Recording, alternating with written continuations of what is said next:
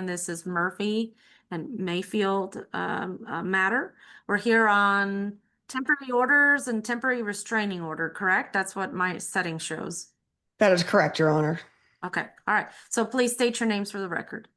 My name is Michelle Locke, and I am the attorney for the petitioners in this case, who are Sally and Todd Murphy. The children, the subject of this matter, have been under their care, custody, and control, and that's Denzel Murphy and Sahara Murphy. All right, thank you. Okay, and remind me of the children's age. 3 and 4, Judge. 3 and 4, got it. Okay, and then I see Latrice Mayfield. Go ahead and introduce yourself. Yes, sure. And I'm Latrice Mayfield. I'm Denzel Murphy and Sahara Murphy's mother. I'm sorry, I didn't hear what you said. I heard mother, but nothing else. Would you repeat yourself? Yes, ma'am, I sure would. Sorry about that. Turn my volume up. Can you hear me? Yes, ma'am. Okay, I am Latrice Mayfield. I am the mother of Denzel Murphy and Sahara Murphy. All right, thank you. And Sam is coming on later. Judge, he should be joining any minute now. He had signed a waiver in this case and does not have any objections to the requests of the Murphys. But he is at a long-term rehab facility, which the court will hear about. And so it just takes him a little bit longer to get on because of his current location. But yes, he is joining. Okay. But we can commence without him. Yes, but let me go ahead and ask some questions of Ms. Mayfield. For Sally and Todd Murphy, will you please mute yourselves? I want to make sure I don't get any feedback from you. When your lawyer calls you, you can unmute yourself. Ms. Mayfield, would you please raise your right hand? Do you solemnly swear and affirm under penalty of perjury that the testimony you will give will be the truth, the whole truth, and nothing but the truth? I do. All right. And you're going to proceed without a lawyer this morning? Yes, ma'am. And you're not asking for time to seek an attorney, correct? No, ma'am. All right. Thank you. Give me a moment here. I'm going to go off the record. I see Mr. Mesher came back in. Turn on your video, Mr. Mesher. If you see me, I want to make sure it's working and just ask you a quick question off the record. Good morning. I'm sorry you lost your power. That's terrible. The whole house. My dog is very unhappy right now because a bunch of stuff makes, beeps and everything. Understood. You're going to need a record. Yes. And your time announcement is 1.5 to 2 hours. Yes, at the most. I think that an hour might be more realistic, if not less, but I prefer to overestimate with the court. Okay, I prefer that you overestimate as well. I am starting with the other case first, but I want to know, is there any, would it be helpful for us to put you in a breakout room with any of the parties? The opposing party in this case is pro se. Okay. I don't think that would be productive, but okay. Do you want to go in a breakout room with your client? That's not necessary, I don't think. Okay, all right, then you can turn off your video and sound, and we'll get to you as soon as we can. Thank you, Judge. All right, thank you. So we're going to go back on the record, and we are, Mr. Murphy, we're announcing. So I'm basically taking attendance to see who's here. So give me your name. Todd Murphy. All right, Mr. Murphy, you're going to represent yourself this morning? I am represented by Michelle Locke.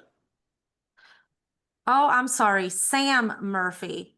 Correct. I apologize. Okay. The person that just came in is Sam Murphy. Correct. Okay, I'm trying. That's correct, Judge. He is the father. Right. He's was not on one birth certificate, is on the other one. We've got DNA testing, so we will ask for the court to adjudicate parentage today as well, because he is dead and we have the genetic testing results.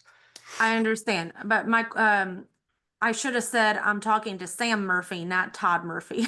So, Mr. Sam Murphy, good morning to you. Good morning. Okay, so you are also here this morning announcing, and you are representing yourself. Is that right? No, ma'am. I'm represented by Michelle Locke. All right. Okay, making sure. Please, let's go ahead and for all of the parties, the rest of the parties, let me swear you in so that we get that out of the way. So everybody raise your right hand. And I'm asking Sam, Sally, and Todd Murphy to raise their hand. Ms. Mayfield, you're all done. Do you solemnly swear and affirm under penalty of perjury that the testimony that you're going to give shall be the truth, the whole truth, and nothing but the truth? Yes. Yes. All right. Yes, ma'am. Thank you very much. You can put yourselves on mute, and I'm ready to hear from Ms. Locke first on her opening only, and then Ms. Mayfield, I'm going to allow you to do an opening as well. Go ahead. Thank you, Judge. And if the court would bear with me, because I know that you want kind of the full background in the Yeah. opening, so I'm going to go a little longer than I normally do just to fill you in on this particular case. So we have two precious little children that are 4 and 3. Denzel was born in November of 2021, and Sahara was born also, but in November of 2022. And both Sam and Latrice are the parents of the children. Dad is on Sahara's birth certificate, but not on Denzel's. We have confirmed paternity through DNA testing, and so we will ask at some point today for the court to adjudicate parentage so that there's no issue going forward. The children, there's an extensive domestic violence history between Miss Mayfield and Mr. Murphy. There's also, and you will hear from probably Mr. Murphy himself, Mr. Sam Murphy, about alcohol abuse and issues that alcohol abuse and substance abuse raised in the relationship he had with Miss Mayfield. Miss Mayfield also is a previously convicted felon, went to serve penitentiary time for her role in some kind of aggravated robbery that I think may have resulted in the death of an individual, but she has done some prison time. That she's served her time to the system is back out and working. One of the issues with her working schedules, the court will hear, is she works overnight hours and then comes home and is tired and sleeps during the day and leaves these children basically unattended. And so because of the current conditions of the children back in January, both Mr. Murphy and Miss Mayfield agreed to place the children with my clients, Dr. Todd Murphy and his wife. And at that time, they had signed like some custody, like custodial guardianship agreements, informal ones that basically said that my clients can enroll them in school and take care of them, because the agreement was that my clients were to have the children for a year to allow both Mr. Murphy and Miss Mayfield to get on their feet and to solve their respective issues so they could provide adequately for their children. Now, what my clients learned through the course of having these children since January, mom lives in, not in Austin, lives in Longview, that's correct. And in the 7 months my clients have had the children, mom has not come to see the children at all. I think there's going to be an explanation from Miss Mayfield that she attempted to come down once in Austin during the summer, but my clients weren't here because my clients also have a home in Arkansas. You will see from our pleadings that we have asked for permission for the parties to either reside in Arkansas, in the county in Arkansas, or within Travis County with the I'm children. sorry, Ms. Locke, what was the name of this city in Arkansas? I just said Arkansas. I think they're in Fayetteville is the county, if I recall correctly. Thank you. You're welcome. And so when my clients went to go pick up the children did not really speak. They had some kind of like language between the two of them that was gibberish. And it became apparent after some time that the children were behind, and not just a little bit. And so my clients have spent an immense amount of time and energies to get these children to where they needed to be, because they were behind physically, they were speech delayed, and they were, it was evident to my clients that they were mistreated. Now, you were going to hear from Mr. Murphy of a domestic violence incident where he, I think, assaulted Miss Mayfield, but then Miss Mayfield proceeded to stab him. The children were present. And so what you're going to see is a toxic relationship between the parties. Miss Mayfield ended up kicking out Mr. Murphy. Mr. Murphy has gone to rehab and has been sober for an extended period of time, doing really, really well. But Miss Mayfield then moved in another boyfriend who also committed domestic violence against her. And you will hear that there was a call to my clients, I think in March of this year. So 3 months after my clients had received the children, that her current boyfriend was beating her up, and she wanted the Murphys to come get her in Longview. And so we believe that that boyfriend is no longer present, but we don't know for sure. Then in addition to, Let me stop you for a minute because Mr. Sam Murphy came in a little later and he didn't hear some of my instructions.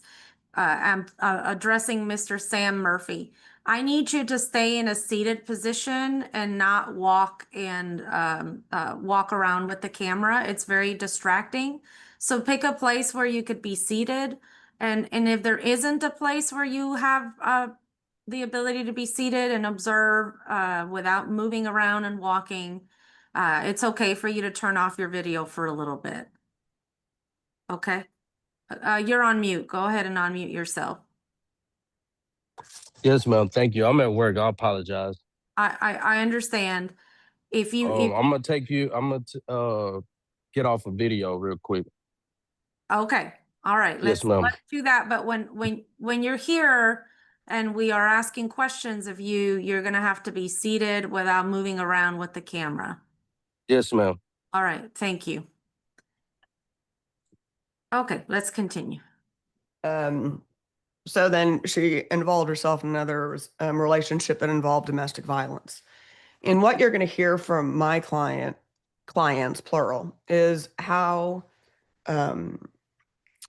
scared the children were when they would mess up.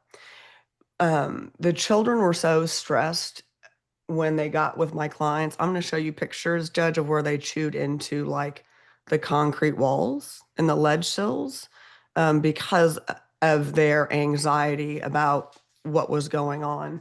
They would, if they got into trouble, they would freak out and shut down. They would also stem. You're going to hear from Miss Murphy about how the stemming has almost gone away. But not only that, but they've actually, Denzel's grown 1.5 inches in the 7 months that my clients have had him. They are growing, they are excelling, they are so far above where they were before. Now, the other issue is Miss Mayfield has other adult children. We have outcries from the children, the ones that are subject to this suit, regarding her older children, particularly her son, that as the kids put, whoops them. And so what happens is our understanding is that Miss Mayfield leaves the children with her son while she works her overnight shifts. And he is probably not the appropriate caregiver for the children. I think she's even conceded that she knows that they have engaged, but they've been disciplined by him inappropriately. We also don't know anything about her living conditions. She's got a history of being evicted from places. She's got, our understanding is, a 2-bedroom place, but not really appropriate accommodations that would protect the safety and welfare of the children. We believe that the evidence shows, and consistently over the last 7 months, Judge, what you're going to see is that mom is not consistent in her contact with the children, that she does not inquire about anything really related to the children. My clients have kept her informed of where she enrolled them at school, the type of school they were enrolled in, and she really just has not done anything to get involved in these children's lives again, other than to say she wants them. Our understanding is that she has called Mr. Murphy's rehab facility and told them that he's behind on child support and some other things, which isn't necessarily accurate because there's no child support order. My concern really, Judge, is that she wants these children back because they are possessions for her and a tool to extract money out of Mr. Murphy. And the real issue is, and the evidence will show, is that the children's present circumstances when living with her were a significant impairment to their physical development and emotional well-being. I mean, they were really behind. And when you hear the words from Miss Murphy herself about how Denzel would stem, in how he would behave when he just spilled a glass. It was like, oh, please don't whoop me. And so it looked like they were getting some pretty good physical discipline. And I think Mr. Murphy will also testify to Miss Mayfield's drug use as well. We believe that she actively uses marijuana, and that is a problem as well. The evidence will, I think, tends to show that they were left alone and unattended in a bedroom a lot. I think Mr. Murphy will be able to testify to that as well. The real problem is she has not shown any ability to meet these children's basic needs. She's not sent anything to them, not offered the Murphys for anything related to their care of the children. And they understand that that they have the resources to provide for these children, but it's not about resources. It's about showing at a very fundamental level that she wants to properly care for these children. And it's not just shelter and food, Judge. I mean, they weren't talking. My clients went and pounded on the door because they had an agreement to go to Longview to pick up these kids in January. And they were pounding on the door at Miss Mayfield's apartment per an agreement and for an hour. And Miss Mayfield never answered the door. The kids were quiet the whole time as well, because they found out subsequently that Miss Mayfield was home, but she was just asleep. But so the kids were left unattended at 3 and 4. And at that time, they had just turned 3 and 4. And so she does not have the ability to provide for them and to provide an environment that would protect their emotional well-being and physical development. And so at the end of this, we were asking that court allow to continue what the parties really had agreed to back in January, was that with my clients maintain temporary sole custody of these children pending both Mr. Murphy and Miss Mayfield getting on the right track to provide appropriately for these children and ensure their safety and welfare in her care. And so we're asking the court to grant the relief that we have requested. And we think that the evidence will absolutely support that request. Okay, a few questions. The case started on July 16th, 2026, and back then it came in as a July 16th, excuse me. It came in as a duty court request. So I think this is how this case started. There was an original petition filed affecting the parent-child relationship, and it came through the emergency court. And at that time, Judge Clark Meacham granted the TRO and set it on the family docket for July the 29th. And then it was extended. I believe that there was a TRO was extended with amended language allowing electronic and phone access. And so that was Judge Matthews Rodriguez who extended it probably by agreement. Yes, it was by agreement to extend it as well because we weren't going to get reached on that particular day, Judge. And so Okay. it was reset by agreement and by agreement of the parties with the extension as well, because we modified the language to clarify that mom could actually communicate with the children. The evidence will show that mom has always had the ability to have electronic communication and video access with the children. And then the court will end up hearing evidence about how sporadic mom is with actually doing those phone calls. She'll go 5 days. She's gone 17 days without contacting the kids during the time my clients have had possession of these children. So you're going to hear more about that. But that was the agreed extension, just to clarify that she could access the children via communication methods. I understand. I always like to understand the procedural history of where we are, because today's the first time you're going to have an evidentiary hearing on this issue. And one of the things that I'm noticing is nobody has made a request for a guardian ad litem. And so why is that the case? Has anybody thought about that? Why isn't that in anybody's radar? Judge, I don't know that we asked for them, because I know the court on its own can make a request, can appoint a guardian ad litem if it determines that one is necessary in the particular case. One of the issues, Judge, is that both Miss Mayfield and Mr. Murphy just don't have the resources for a guardian ad litem. But if the court deems a guardian ad litem would be appropriate, I can tell you my clients do not object to the appointment of one, but probably somewhere through the DRO, because I don't think that either Mr. Murphy or Miss Mayfield can afford a guardian.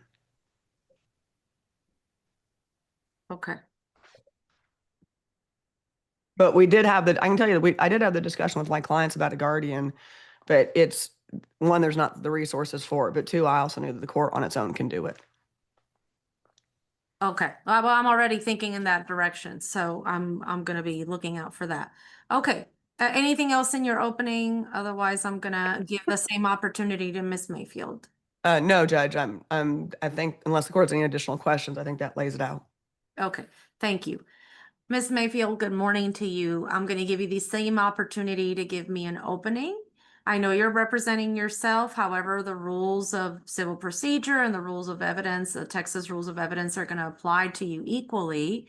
You're stepping into the shoes of being your own attorney, but I do want you to be comfortable if you hear any legal terms of art, and in family law, there's quite a few of them, a lot of terms. Sole managing, joint managing, what does that mean?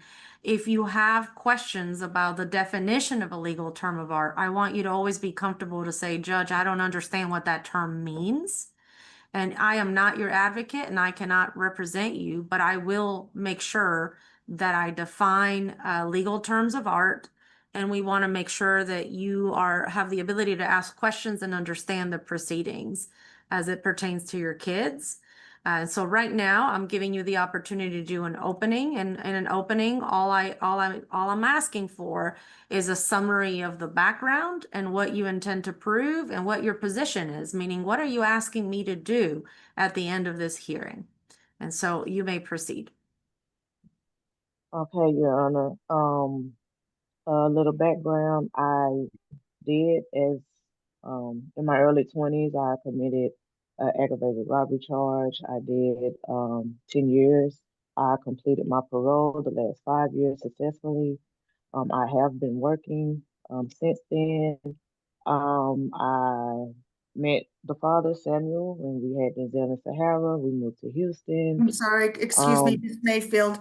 I'm having a little bit of problems hearing you clearly. Is your microphone attached to your headset?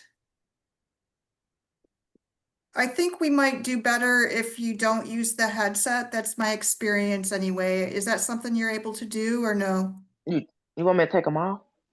I think it might be better for us to hear that way. It- Will you Okay. be able to hear? I'm just trying to make the sound better for all of us. Okay, It's a little bit I'll take it off. muffled. It's Muffled. Yes.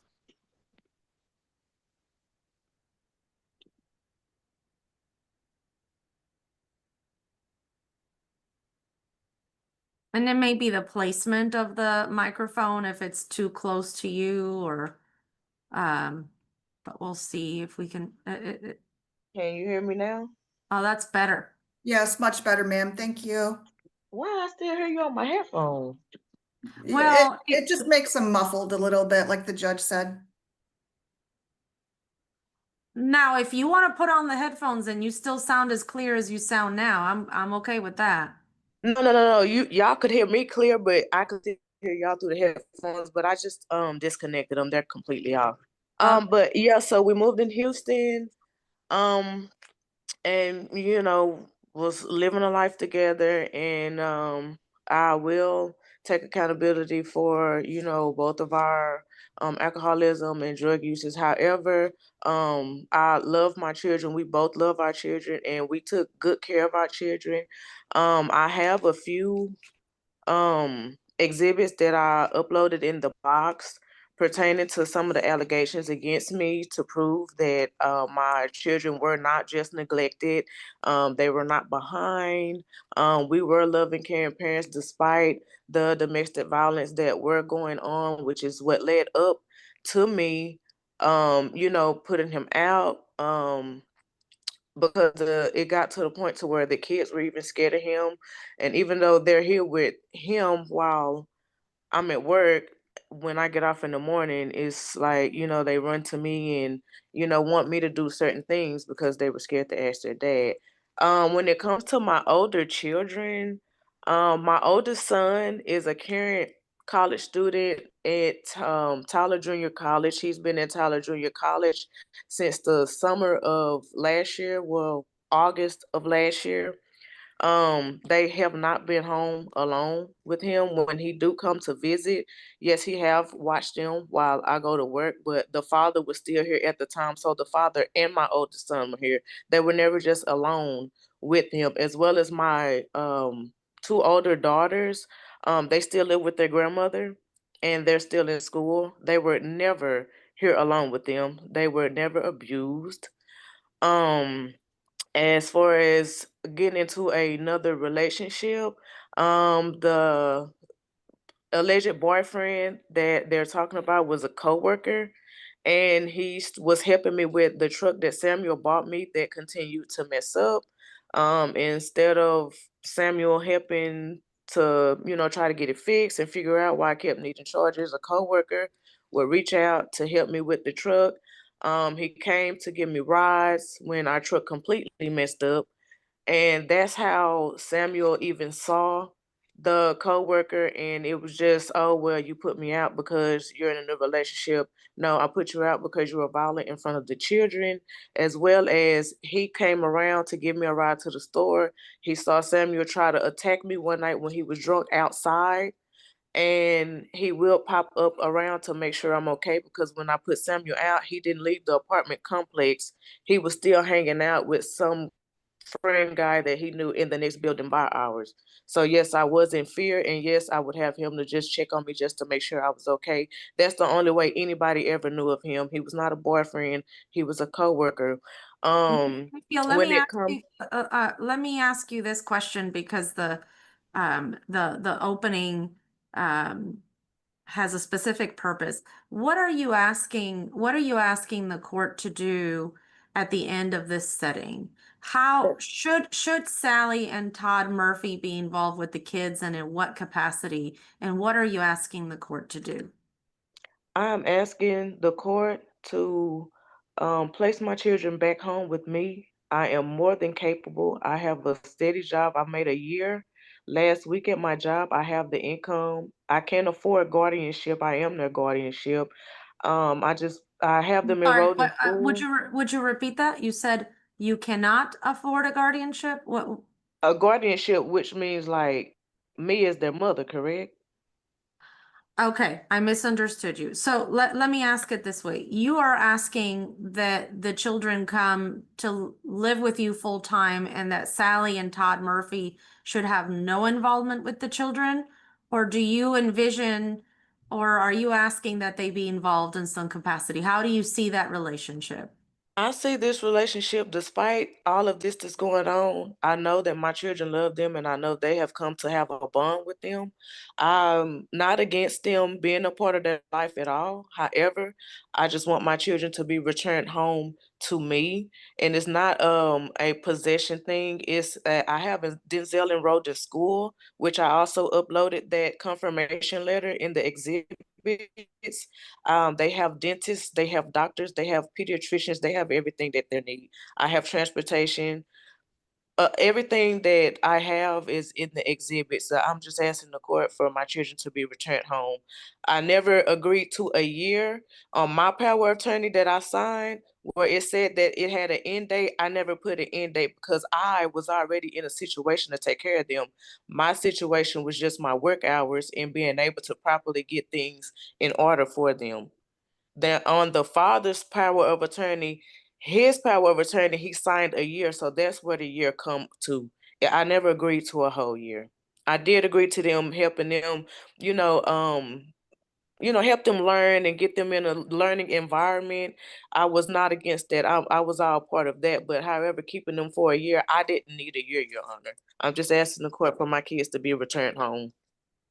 Okay, and you don't think that they should have any court-ordered visitation for Sally? If everything goes to where they can come home, yes, it will be court ordered visitation. And yes, because I'm going through all of this, yes, I would like for it to be supervised. Oh, you would like Sally and Todd Murphy to be supervised with your children? Yes, ma'am. Okay, I understand your position. All right, so Ms. Locke, let's go ahead and call your first witness. And Ms. Judge, Mayfield, you may turn off your sound until you're called. Judge, I'm going to call Sally Murphy. All right. All right, Miss Murphy, I have already sworn you in, and I think your sound is not working. Let's double check it. Can you hear me? Yes. Okay, sorry, I was just being quiet. All right.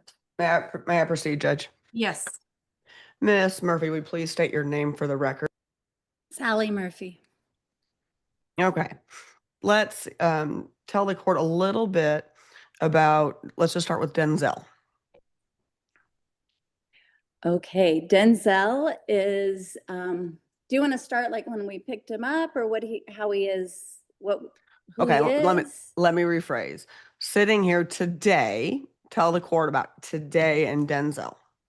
Denzel is a very fun, very active, very confident little boy.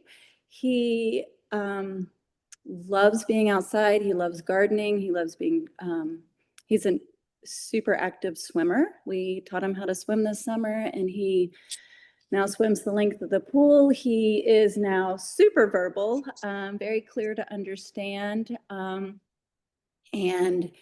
he, when we got him in January, he was very difficult to understand, very not fluid sentences, but also knew he wanted to work on it. And so he's super willing to learn anything we ask him.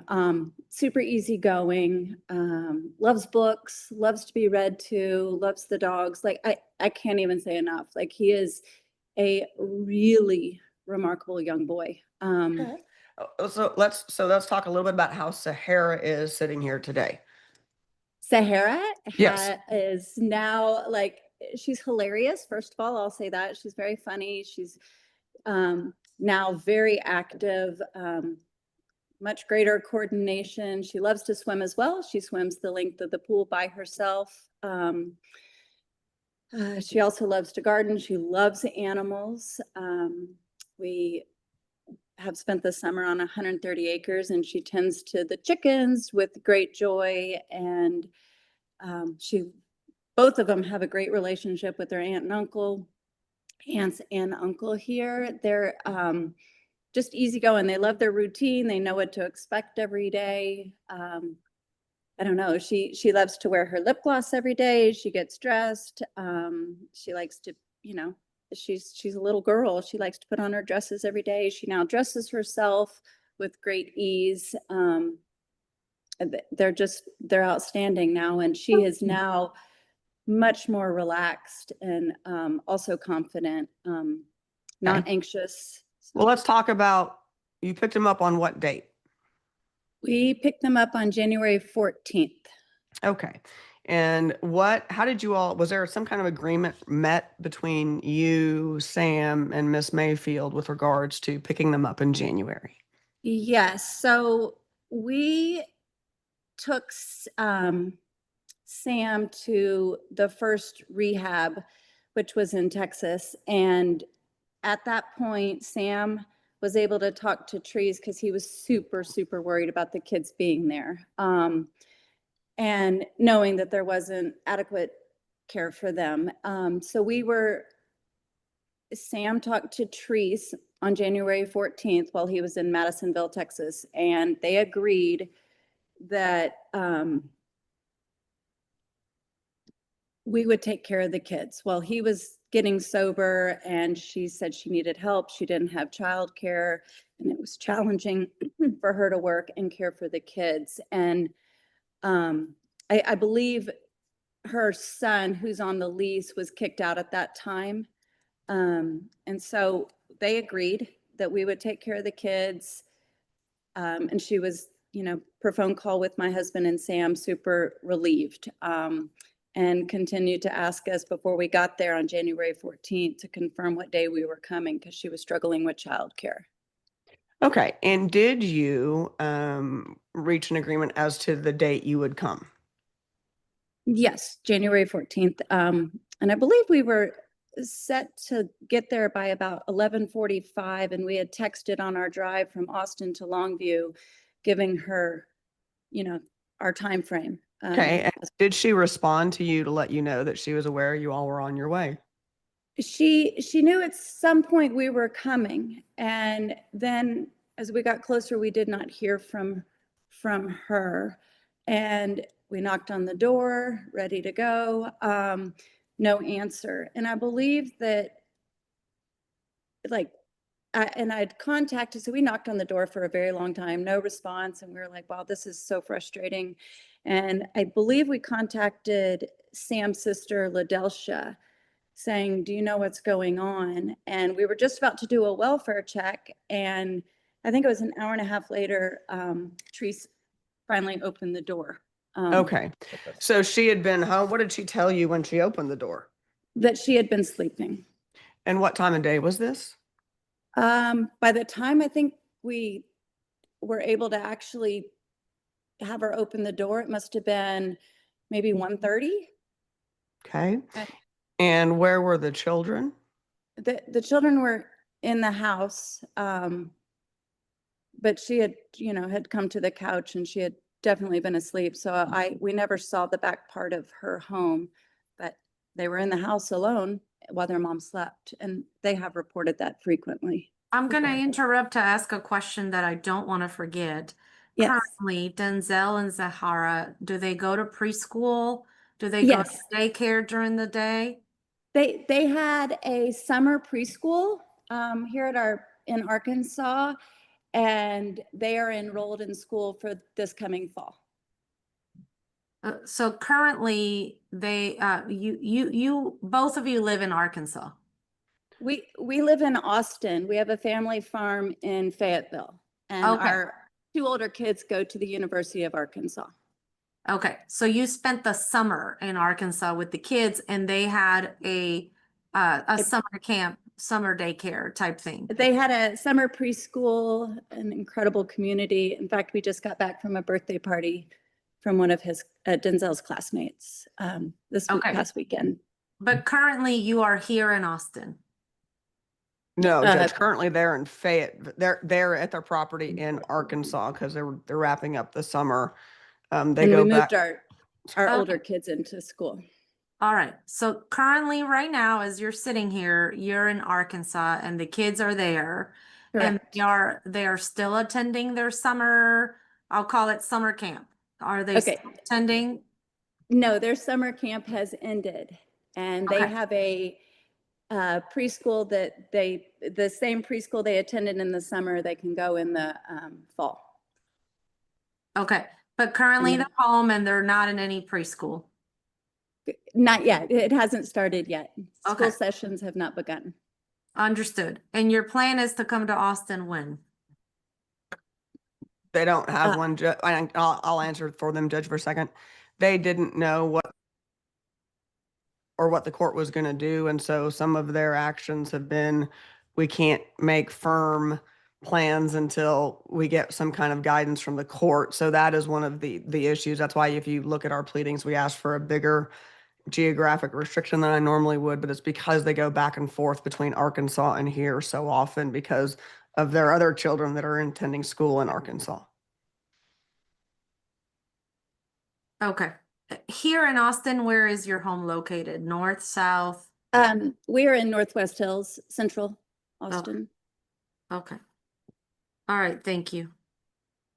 Go ahead. You can keep asking questions. Okay. And so you arrived and it took until about 1 o'clock for her to open the door, and you've described kind of what the children are like now. What were the children like when you picked them up back in January? And let's start with Denzel. Denzel was terrified. He had Can you describe what you mean by terrified for the court? He was very withdrawn. He stemmed incessantly, putting his little fingertips together.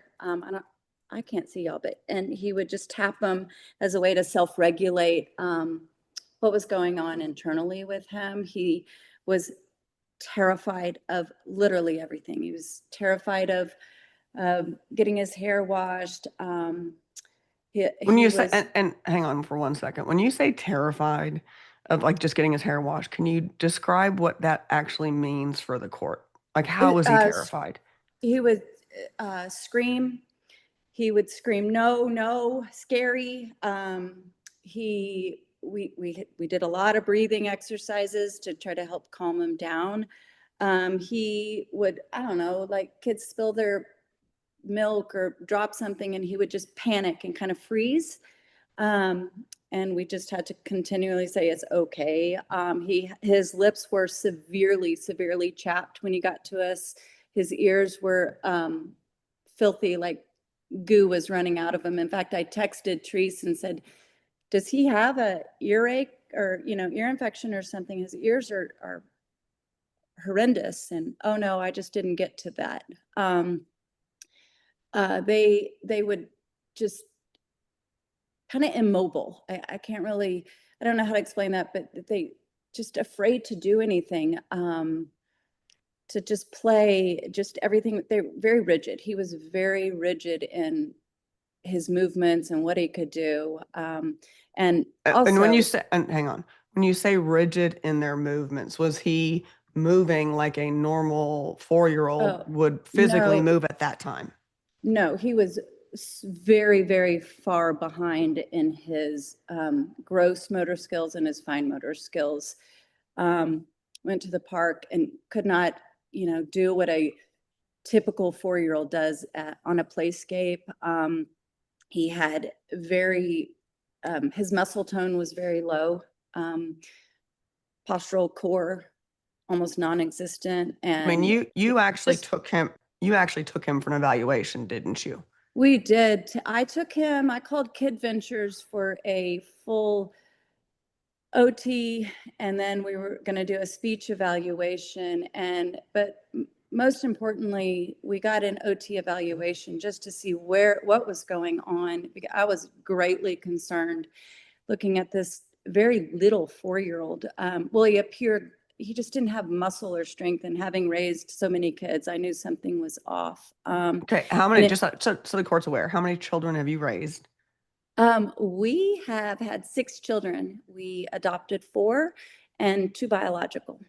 Okay, and so Sam is your adopted son. Yes, we adopted Sam when he was 14 years old. Okay, and you also adopted his brother, is that right? That is correct. His brother, Ladarius, we adopted him when he was 17 years old. Okay. Ladarius has since passed. We'll get into that in just a second. Yes. But Sam came into y'all's lives and you've kind of like jumped in and really been there and helped him out, right?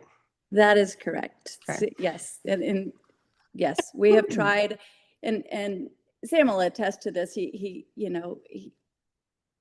Yes, we jumped in, helped Sam. We taught him to read. Sam came to us at a 1st grade level, and we got Sam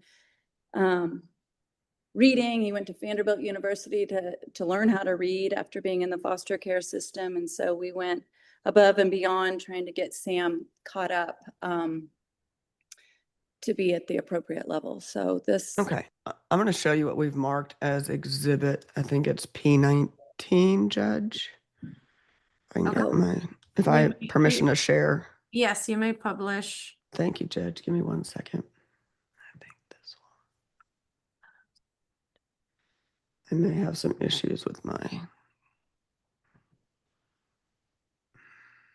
And while you do that, I'm going to ask, Mom has had what kind of just electronic communication with the kids since January of 2026?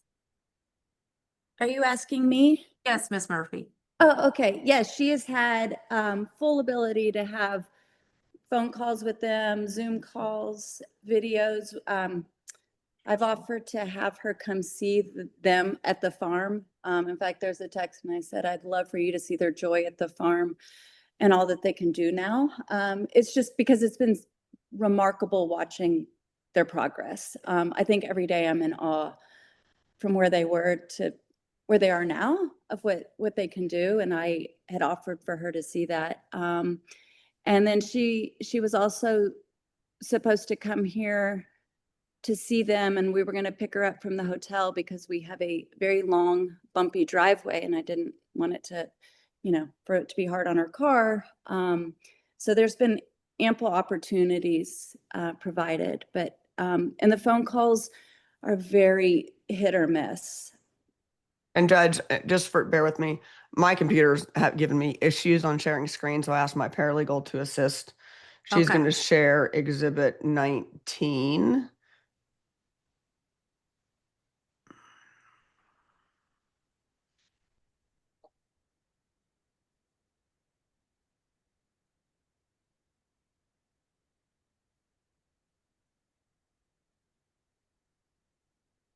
Just for future reference, since your paralegal is on, if you use 3-digit numbers, they stay in order and it's easier to find them.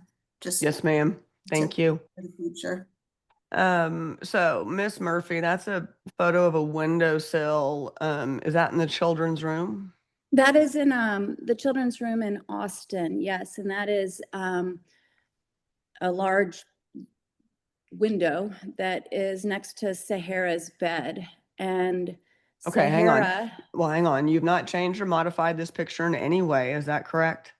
correct. All right. And it's a true and accurate depiction of what it shows, which is chunks missing out of the wall of that underneath that window. Is that correct? Correct. That is And- correct. And this was taken approximately when, this picture? Oh, goodness. I don't even know. It was maybe March. Okay. Judge, I move to introduce P19. Ms. Mayfield, any objections to P19? Evidentiary objections to P19? By chewing, or they're saying like physically with their teeth, or I believe they said that the children, that this is a photo of what occurred, what the wall looks like after the children. Sahara. yes, Your Honor, I object. I object. What's your objection? My objection is that fence could have been like that for no telling how long. It's just trying to make the situation seem so severe. My children were not in dire in a situation that severe to where they just came there and just was gnawing or scratching or chewing or however they said to a fence. Okay. So The objection's overruled. P19 is admitted. Okay. Miss Murphy, can you describe for the court what you were showing with this picture? yes, so that's the windowsill, and you can see the little kind of like a bite marks on the windowsill. And it's so Sahara has a lot of anxiety. Well, it's reduced tremendously now, but that is her little bite marks. And I came in, and I said, Sahara, like she was supposed to be napping, and she said, I chewed the window. Okay, so she told you she did. She did. And she also always had a little toy in her hand, like a very nervous, kind of like a fidget toy. And this was one of her anxious things. She also bites her nails. And so Sahara can present herself as she's funny, she's vocal, but internally, and knowing her so well, she has a lot of internal anxiety that you can see. And now she's very verbal about her feelings. We've worked extremely hard on her not doing these behaviors, such as chewing a windowsill or scratching the little wood table or whatever her little things were, to being able to express her feelings of what's going on. And she's able to recall her story, shall I say. Okay, you can take down that picture, Miss Bustamante. Can you tell the court what Miss Mayfield sent with you all when you picked up the children? She sent the children, and they had on an outfit and their shoes. Okay. Did she send them with any of their toys? No. Did she send them with any clothes? just what was on their back. She didn't even provide underwear? No, just what they were wearing, nothing. Nor did she walk out with them to help put them in the car. What did she do? How did, well, then tell the court how that transpired. You picked up the kids at the door and then left with? She sat down on the couch and she signed the form that we were able to care for them until she was able to get the one notarized, which I think took like 6-7 weeks to get that done. But we had gotten Sam's notarized, and she stood at the door and just said bye, hugged them and said goodbye. And we put them in the car. Okay, Ms. Bustamante, can you share P12, please?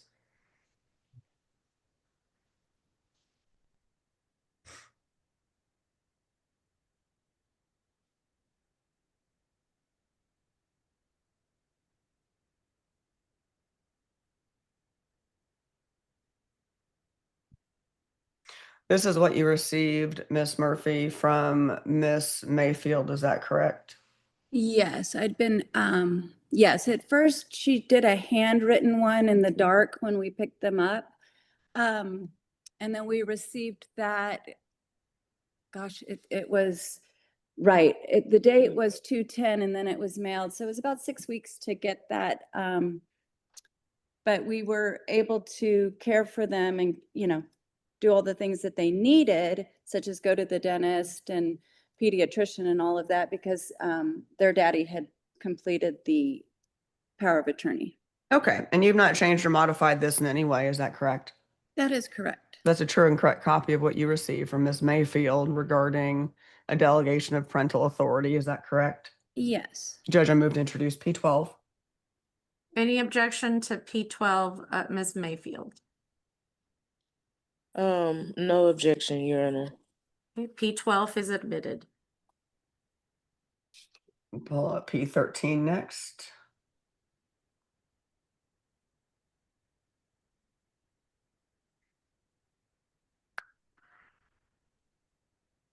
And this is the power of attorney on behalf of minor child that you received from Sam Murphy, is that correct?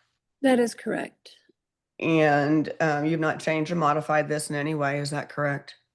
Correct. It's a true and correct copy of the power of attorney that you received from your son as it related to Sahara and Denzel, is that correct? Yes, that is. And we also had another one at his first rehab facility. So, but this is the one, once he got to his final place where he's at stable recovery, that is correct. All right, Judge, I move to introduce P13. Any objection to P13, Ms. Mayfield? No, ma'am, no objection. P13 is admitted. And Judge, I'm also going to share, just for housekeeping, I'm going to share P10 and P11, which are the paternity test results. Okay.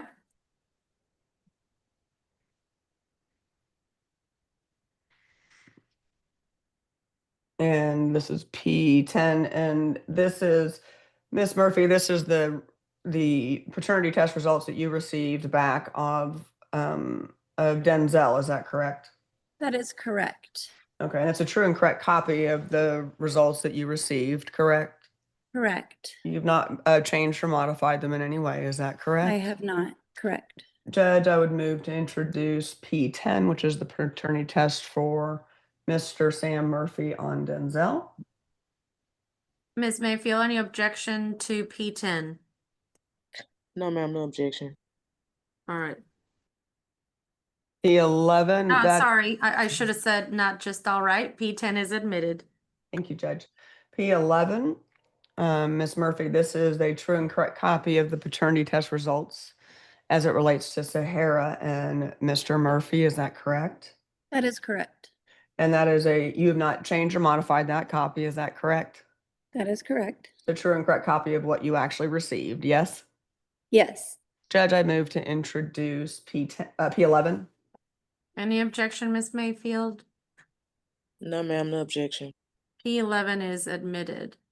Now, Miss Murphy, your husband, Dr. Murphy, was able to put the children on health insurance almost immediately. Is that correct? That is correct. Immediately, as there were great concerns for them. Okay, I'm going to show you what's been marked as Y. I'm going to show what's been marked as P14. Yeah.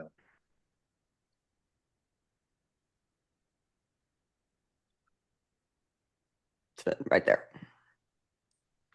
This is a copy of the verification of health insurance for the children that Dr. Murphy obtained that it covered Denzel and Sahara. Is that correct? Yes. All right. And you've not changed or modified this in any way? No. All right. Judge, I move to introduce P14. Ms. Mayfield, do you have any objections to P14? No, ma'am, no objections. P14 is admitted. All right. Ms. Murphy, can you describe for the court how Ms. Mayfield's, let me back up a little bit. Where does Ms. Mayfield currently reside? What city? Longview, Okay. Texas. What is the distance for her to drive from Longview to your residence in Austin? It's 5 hours. Okay. What is the distance from her to drive from her residence to where you live in Fayetteville? 5 hours. Okay. And so from her location, it is equal distant to either location for her to reach the children. That is correct. Okay. And how many times has she come to see the children since you since they were placed in your possession in January of 2026? She has not visited the children since January. Okay. How many times has she requested to come see the children since January? It was January 16th or 14th? 14th. Okay. Since January 14th of 2026, how many times has she requested to visit with the children? Very minimal. At one point she did say she was going to try to come every week or every other week, but nothing was followed through. And then the first set plan, I believe, she said, I'd like to see them. I'm not sure. And I said, well, we're in Arkansas.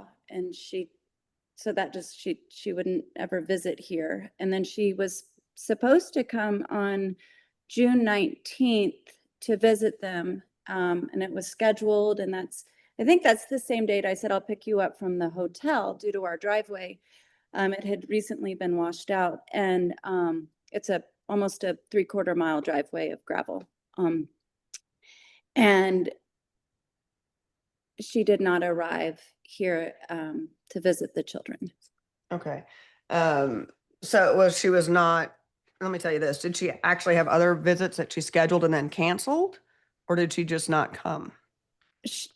She just did not come. I mean, I have to review that, but no, she has not come. I offered for her to come to see them at the farm. I wanted to show her what these amazing children were doing. I mean, as a mama, I wanted her to see, like, they're swimming and gardening, and they have incredible abilities, and they can care for animals and all of the verbal skills, because you can't really see their incredible outcomes through a 5-minute phone call. So I offered for her to visit.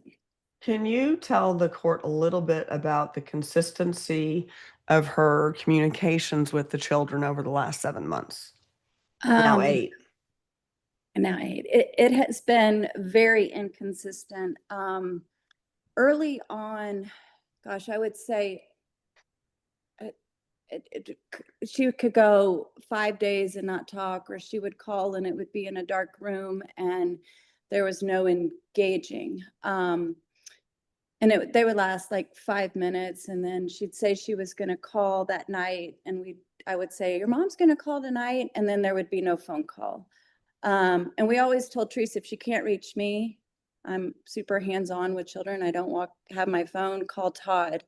And that did not happen for a very long time. And she went one point, it was, I think, 17 days. And she texted, I'm sorry, I got distracted with sleep and work. Sorry, I hadn't, contacted them. 17 days. And it's very inconsistent. We no longer tell the kids, your mom says she's going to call again, because I don't I don't want a broken promise to them. Have the children made outcries with regards to being whooped? Yes, Can you tell the court uh, about those? yes, the children are especially Denzel, very, talked about being whooped, or if he spilt milk very early on, don't whip me. And I'm like, oh, never. Like, I spill all the time.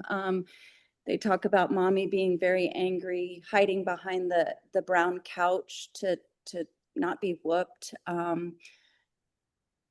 They talk about Doomy whooping him. And I'm sorry, what was that name? Doomy is is Jeremy is his I believe his birth given name, but they call him Doomy. And Treese did admit that he had on the phone whooped him, and he was no longer living in the house because she was finding out that she said, I had to tell Doomy he had to take care of the kids, but he was just gaming and smoking weed. And Doomy is on the lease now, and the kids are very afraid of Doomy. And Sahara is very verbal too, that Denzel was whooped a lot. Okay. And what was your understanding, and what, sitting here today, what is your understanding about Miss Mayfield's work schedule? I don't have the exact schedule because it changes. I think there's like 3 days on. She was working 7 to 7 at night, 7 p.m. to 7 a.m. I think it's now switched from 6 p.m. to 6 a.m., but the days they change. They might have 3 days on, 2 days off. So there's not a consistent schedule. And I think we've asked, like, what is your exact schedule? So we can, see what's going on. And we don't have an answer, but then she comes home, she'll sometimes call at 7:30 and ask, in quotes, are the kids woke? Sometimes, like, it depends on our schedule. And I'm a mom, I'm a lolly, they call me Lolly, getting them ready. And I can't always answer the phone at 7:30. And we try to call back and she's asleep. And then she sleeps all day. And then oftentimes if we call in the afternoon or evening, we've woken her up. So it's really kind of an erratic schedule. And we can only, she can only reach us certain times, even though she says she works during the day as a travel agent. So it's completely inconsistent. Okay. And does that give you concerns about the living conditions and how that would impair the children's emotional well-being and physical development if they go back with Miss Mayfield? Absolutely. I worry about, they're so young, they're 3 and 4, and their needs are very high. That if she's working, the night shift, who's taking care of them? And who's caring for them where they are safe and feel safe. And then they get out of school at, whatever time, and then she goes to work. Who's caring for them? And who's getting them to their medical appointments? I mean, Denzel had 9 root canals with prior to him living with us, and who's maintaining their physical health, his need for, whatever they're going to find. And my fear is going back, they're going to regress into their anxiety, his stimming, and all these things that are going to require care. These children they suffered extreme trauma, and thrive on a schedule, a routine. They like to know what's expected. They, where they're going to sleep every night is super important. Sorry, excuse me. Let's talk a little bit about when you got them in your possession, what were the first immediate steps you took with regards to their care? We sought a well child check, and Denzel was behind on his vaccines. We got to the dentist because Denzel, he has, oh gosh, I think it's 9 silver caps on his teeth, six caps, and he had 9 root canals. So we wanted to ensure, because it had since that procedure, it had been 18 months, I believe, since he had seen the dentist. So we took them to the dentist, and then we went to Kid Ventures for the evaluation due to the incredible concerns of how behind Denzel was with his gross and fine motor skills. Okay, you heard Miss Mayfield mention her co-worker, right? Right, Mario. And let's talk about that for a second. Did Miss Mayfield tell you herself who Mario was? Yes, Mario started out as her supervisor, and then he became her boyfriend. Okay. And did he live with her to your knowledge? to my knowledge, I do not know. I know that she was there. She went to his house often, and it is my understanding sometimes she would leave, go overnight when Sam was still there, and then just come back. But when she texted me to come pick her up because she was afraid she was going to be hurt or killed by him, and she didn't know what kind of guy he was, that at that time Mario was her boyfriend and not a coworker. And he was living with her, is that correct? That I do not know. Okay. I'm going to pull up P18. And P18 are your text messages between you and Miss Mayfield.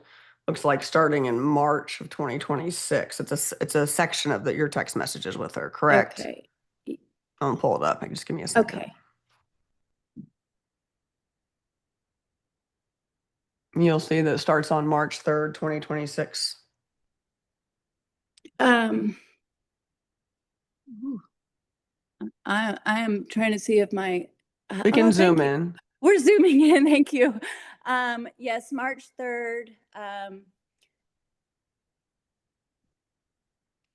And I will say you've provided these to me as a PDF. That's 23 pages of text messages between you and Miss Mayfield. It looks like starting. Okay. And that's a true and correct copy of what you've provided me, correct? Yes. All right, Judge. And these are accurate messages between you and Miss Mayfield, correct? Correct. All right. Judge, I would move to introduce P18, and we're going to go to page 7, Jessica.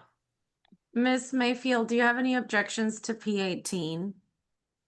No, ma'am, no objections. Okay, P18 is admitted. I also want to let you all know that I'm going to have someone from our DRL department come into the Zoom to listen to the remainder of the case as soon as they're available, as I am considering the potential appointment of a guardian ad litem. Yes, Judge, thank you. All right, and P18 is admitted, Judge, is that correct? P18 is admitted. All right. Do you see at the very top of this page on March 28th, 2026? I'm sorry, I didn't get the date, Miss Locke, March. I'm sorry, March 28th of 2026.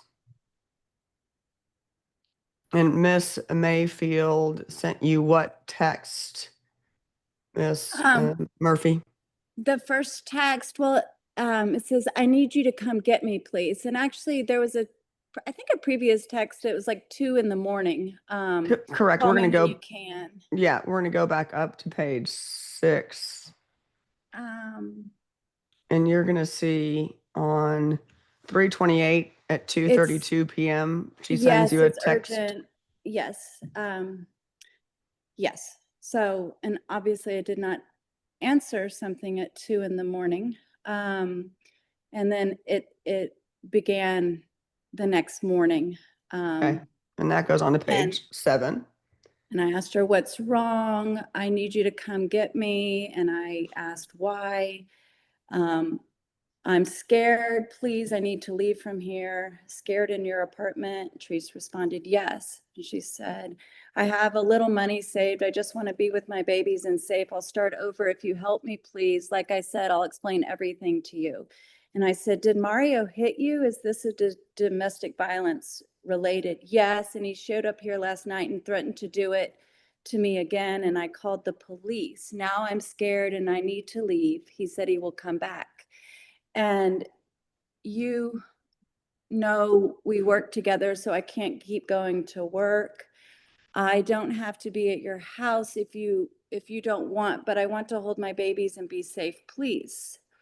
I haven't been asleep from being scared. I text you as soon as the police made him leave. I've literally barricaded myself in here. So they did not arrest him. No, because they just made him leave. Disputes between two people, no arrest needed. Yes, but he has hit me plenty of times. And okay, plenty of times, which is, I called them as soon as he told me he was coming. I stopped talking to him even at work, and he got mad. They sent a lot of people home last night around 11. I was at work, and somehow he found out I was home and came to hurt me. And on January 11th, when Sam talked to her, also she had a black eye, and Sam questioned if Mario had hit her on January 11th. And did she admit to that? She did not, but he saw her black eye. And Okay. Sam's pretty aware. Okay. We'll call Mr. Murphy next. But she told you that she was being assaulted by Mario. Is that correct? Yes, and that was her boyfriend. Yes. Okay. And terrifying. And I will say this. Well, let's go to page 9, Miss Bustamante. Do you see where she says, "That's what I'm doing. The only thing with me is," do you see that? Where she says she's not on drugs? That's what I'm doing. The only thing with me is I'm not on drugs or anything. The man started helping me with the truck, and it kind of went from there. And he turned out to be a completely different person. Can you please come get me? Mario has many exes, and Sam questioned you in January about Mario and you fighting. I am begging for help, please. And it continues that I was not willing to put the children in that environment. So I'm asking if she's money, how can she get away? If I can be honest, no, I did not sell the truck, knew I got loan. Do you want me to keep reading? No, just let's stop Okay. for a second. Let's go Okay. down to on page 10. I should have told you the truth. I mean, she at some point, did you have a telephone conversation with her or was it just the text messages? Yes, we've tried to have conversations, but she becomes super volatile with me. Okay, let's explain to the court your experience, and you can stop sharing, Ms. Bustamante. Thank you. Can you share with the court your experiences with Ms. Mayfield and her volatility? Yes, I'll try to have a conversation, and then she just erupts, and she's tried to tell me that, I'm just a white entitled person. I have 4 Black children, and 4 Black grandchildren. So it's not a race thing. She just becomes super volatile. She has threatened if I contact her, she's going to charge me with harassment. And then like in the evening, she would call and ask if I have any clients for her travel agent business. And then she's threatened me on a text to charge me with federal kidnapping, claiming Denzel was not Sam's child. And so it's super volatile, unpredictable. And so,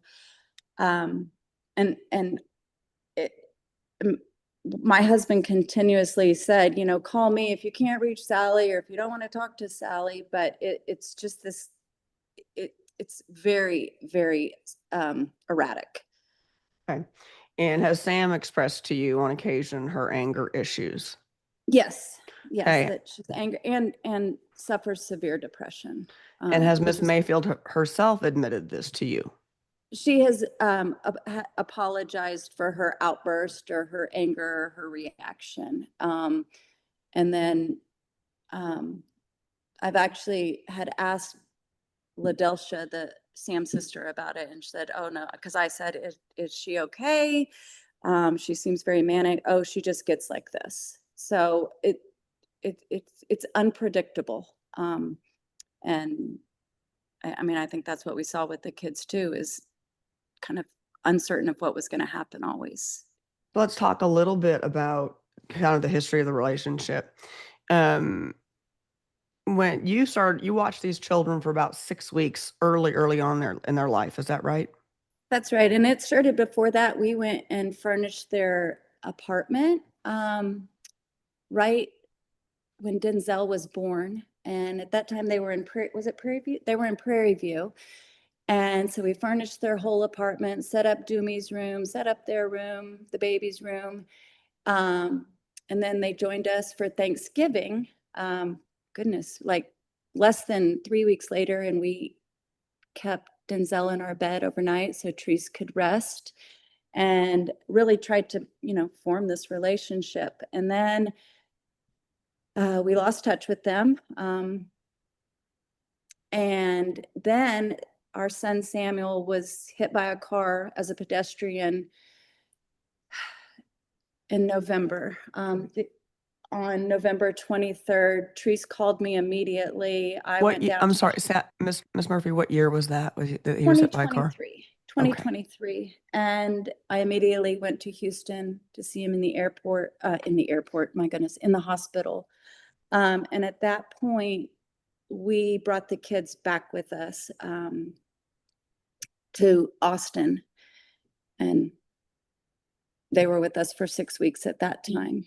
And then you lost contact with them for a period of time? Yes, I continually tried to reach out to them. We had offered to move them after his accident to buy them a house in Leander so we could help with the kids and help our son with his horrendous injuries. I mean, he was actually lucky and- to survive that accident, isn't that correct? He's very lucky to have survived that.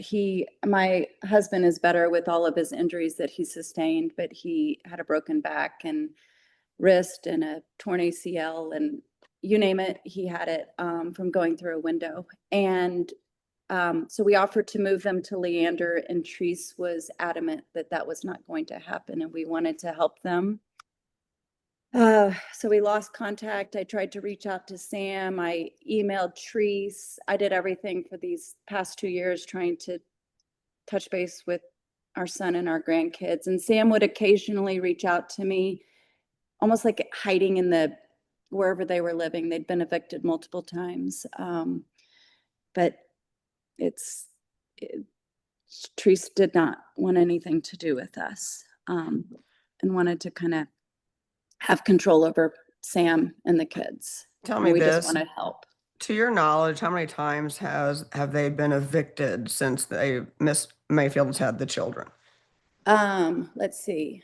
Prairie View, then the hospital. I believe it's been 2 to 3 times that I'm aware of, and I know that they lived in hotels, and that Sam's sister Ladelcia helped pay for those so they would not be living in their car.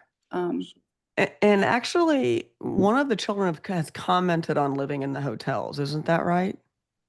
That is correct. Yes. Can you tell the court which child said what? Denzel, we went on a trip and stayed in a hotel for a vacation, and Denzel got very nervous staying in the hotel, and he said, but I don't want to live here. I like the White House, which is our farm. And I said, oh, Denzel, we're not living here. This is just a vacation. We stay here and then we leave. Our bags are here, but we're not living here. We still have the White House. And I had to call my husband and say, can you please show Denzel the farm in his bedroom so he knows that we're not living in a hotel. And that Denzel was extremely nervous about. I mean, Denzel requires so much predictability that he is easily triggered, and his trauma resurfaces easily. Was there any doubt based on his comments to you that he had spent time living in hotels, and he remembered it clearly? Oh, he clearly remembered the hotels. And in fact, there was a time we got lost driving in Dallas, Todd did, and he took the wrong exit. And this is early on.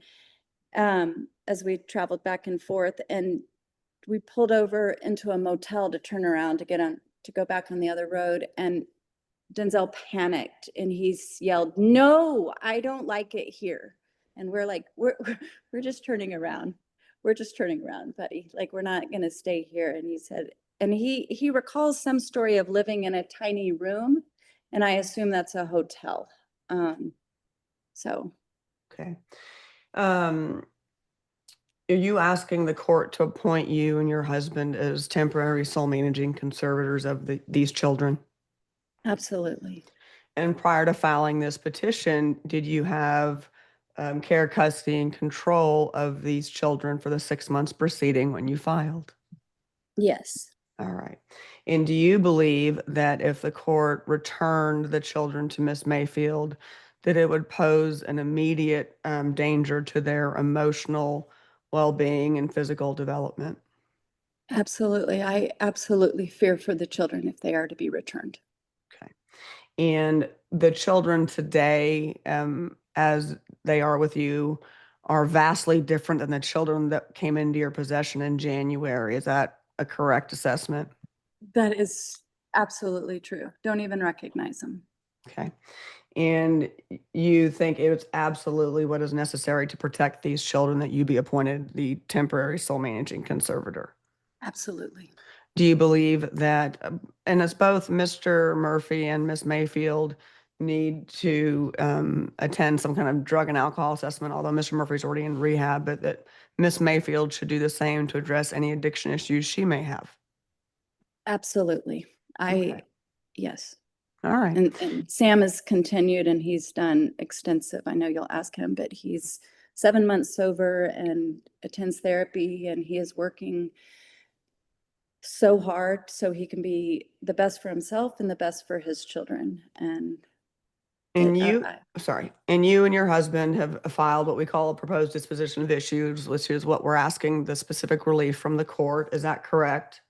yes. All right, Judge. And that's just housekeeping. That's P1. I would move to introduce P1, Judge, which is our proposed disposition of issues. Ms. Mayfield, proposed disposition of issues is essentially a statement of what it is that they're asking the court to do. And it is labeled as P1, and I'd like to know if you have any objections to P1. Yes, Your Honor, I do have objections, and I clearly understand what it means because I have one myself. Okay, all right. That objection is overruled, and when you try to introduce your proposed disposition of issues, I'm going to let it in as well. All right, so P1 is admitted. And so at this time, I pass this witness, Judge. Okay, we're going to have to take our morning break, but I have a question for Sally Murphy. Yes. With regards to visitations, when you've offered for Miss Mayfield to come, since you're in a farm, I'm wondering, do you have the ability to host her? Meaning, can she come and stay in your at the farm? Is there a place for her to stay there to visit if she would have visited in the past 6 months, or if she were to visit more in the future?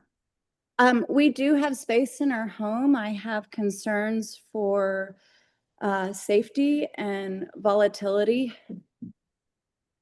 So, And I'm but asking, we do I'm have space in our home. Yes, we have ample space on our farm. I'm asking, I don't know what the farm setup is, but I know what a farm is, and there's usually a lot of land, and I want to know if there's like a different building or a different area in the property that she would be able to stay at. Currently just the house, and we're in the process of building a garage apartment, but currently it is just our house. Okay. But we're in the process of building a garage asking, apartment. I'm thinking about the cost involved with all of this distance. Correct. For, I mean, not only in travel expenses, but everything else that comes with these distances, which do not make things easy for anyone. I totally understand that. So, all right, I just wanted to know that. We're going to go on our morning break. We're going to take 15 minutes, and then we're going to come back. I assume when we come back, Miss Locke, you're gonna call Sam Murphy and then Miss Mayfield. Yes, Judge. Okay, that way you know, Miss Mayfield, there are gonna be some questions of Sam Murphy and then some questions of you, and then I'm gonna allow you. And actually, I need to allow you time to cross-examine and ask any questions of Sally and Todd Murphy. So when we come back, I'm gonna let you do that first, okay? Yes, ma'am. Thank So you. think of any questions you want to ask them when we come back. We're going to take 15 minutes. It's 10:41, so let's just say 10:55. Log back in. All right. Thank you, Judge. Thank you. Will you please state your name for the record? Samuel Murphy. And you have been proven through paternity testing to be the dad of both Denzel and Sahara. Is that correct? Yes, ma'am. Okay. And you are asking the court to adjudicate your parentage today. Is that correct? Yes, ma'am. All right. And was there any doubt in your mind that you were the daddy of those two babies? Oh, most definitely not. Okay. And the issue only came up recently because Miss Mayfield had indicated at some point recently that she didn't believe you were Denzel's father. Is that correct? Yes, ma'am. Okay. And that's actually what prompted us to get the DNA test, correct? Yes, ma'am. Prior to the last 2 months, had Miss Mayfield ever told you before that you weren't the dad of Denzel? No, ma'am, not at all. All right.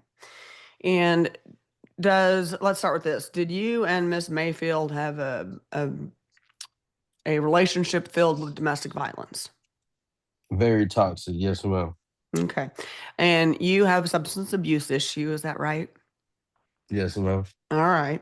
And what is your substance abuse issue? I abused alcohol, marijuana, and occasionally ecstasy pills. Okay. And what is your date of sobriety? January the 11th, 2025. I mean, 2026. I apologize. That's okay. And you are doing what kind of program currently? I'm in a year-round program where basically I've obtained sobriety, going through the 12 steps. I mentor some of the guys now. I work a full-time job, like 52 hours a week. All right, how many hours a week, sir? 52. Thank you. We go to meetings every day. I have to go to AA meetings every day. I'm in therapy once a week. I'm also attending GED classes as well. And I'm also next month I start parenting classes. I completed IOP, intensive outpatient therapy. Okay. How long are you going to be at this program? I will be here until March 20th. Of 2027? 27, yes, ma'am. Okay. And do you think you staying there for that length of time is necessary for you to be a good parent to your kiddos? Oh yes, most definitely. It gives me that time frame. It gives me that time frame to actually focus on the things that I actually need to do. You know, without the stress, without the, you know, it's very needed for me right now. Okay. Now, Miss Mayfield, in your opinion, did she have an issue with substance abuse as well? Oh yes, ma'am. We did them together. We did everything, almost everything together. Okay. And so could you tell the court, would Miss Mayfield consume alcohol with you? Yes, ma'am. Okay. How often would she get intoxicated? We got intoxicated almost every day. Okay. What is the time frame we're talking about? When did you stop living with Miss Mayfield? I stopped living with Miss Mayfield November, maybe 15th, November 15th of No, yeah, around November 15, 2025. Okay. And prior to that, you all had been cohabitating with your two children, right? Yes, ma'am. Okay. And were you all getting intoxicated every day with the children around? Yes, ma'am. Okay. And was there any other person there to care for the children other than you two? Um, her kids sometimes. A little bit we were staying with. Before I had got kicked out, I went to jail. Um, August, well, around like July of 2025. I spent 20 something days. July 15, I spent 20 days or something like that, 25 days in jail. I got out August 5th, and at that time, we were staying with her aunt. I mean, her previous baby daddy, um, her previous kid's father, her other kid's father, mother. Okay. Just out of curiosity, how many times have you and Ms. Mayfield been evicted? Um, 3 times. Okay. And those are 3 the or 3 4 times. times since you've had the children? Yes, ma'am. Okay. And did Miss Mayfield do ecstasy with you? Yes, ma'am. Did she smoke marijuana with you? Yes, ma'am. How And often? Sorry, go ahead. if she didn't smoke with me, she'd probably take the gummies, CBD gummies. And would Miss Mayfield be violent with you? Yes, ma'am. Okay. Can you describe for the court Miss Mayfield's temper? Man, I didn't. Man, she's crazy sometimes. Okay. So I understand you're saying that, but I don't know that the court understands what Um, that means, right? So can you with describe for the court in a little more detail of like what happens when Miss Mayfield gets angry? I get candles thrown at me. I done got stabbed. I done got When my did she? hands put on all the time. Okay. When you say you got your hands put on, I don't know what that means. Like she done put her hands on me quite frequently. Okay. And you said she stabbed you. When did that occur? Maybe I know it was right before doing Jeremy, her son's graduation. So would that have been May of That was 2025? yes, ma'am. And where were the children when she stabbed you? They were also in the hotel. So this occurred in the hotel room? Yes, ma'am. Okay. And so the children were on the bed in the hotel room, is that right? Yes, ma'am. And you all were in the same room with the children? Yes, ma'am. And where did she stab you? On my shoulder, on my Okay. left shoulder. How many times did she stab you? She stabbed me once, but it was with 2 knives. Okay. And did you have any resulting scars from from that action? Yes, ma'am. All right. And why, if you know, did she stab you? Well, I was pretty intoxicated. I guess I came back in the room from literally downstairs visiting a friend, and I come in, and I guess she thought that I was aggressive, whatever.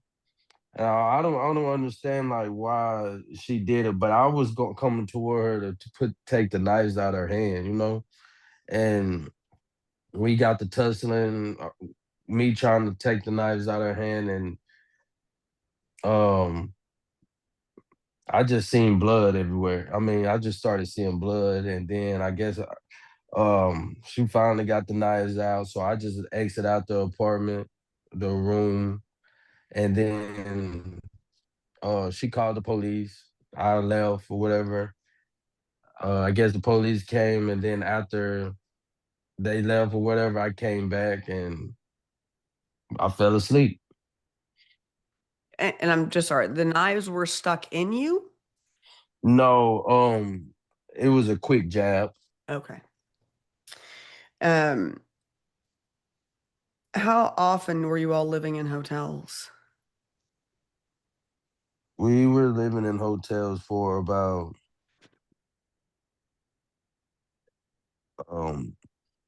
maybe 6 months, maybe 6 to 8 months. Off and on in different hotels or the same one? Um, we were probably different ones, but we stuck to one for quite a bit. Okay.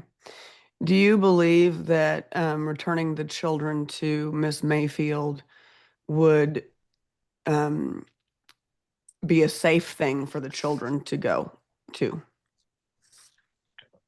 No, ma'am. I mean, no, ma'am. Okay. Can you tell the court why the children would not be safe if they were living with Miss Mayfield? I mean, basically because, I mean, while we were together, I can understand like when we were together, the alcohol use, and then like,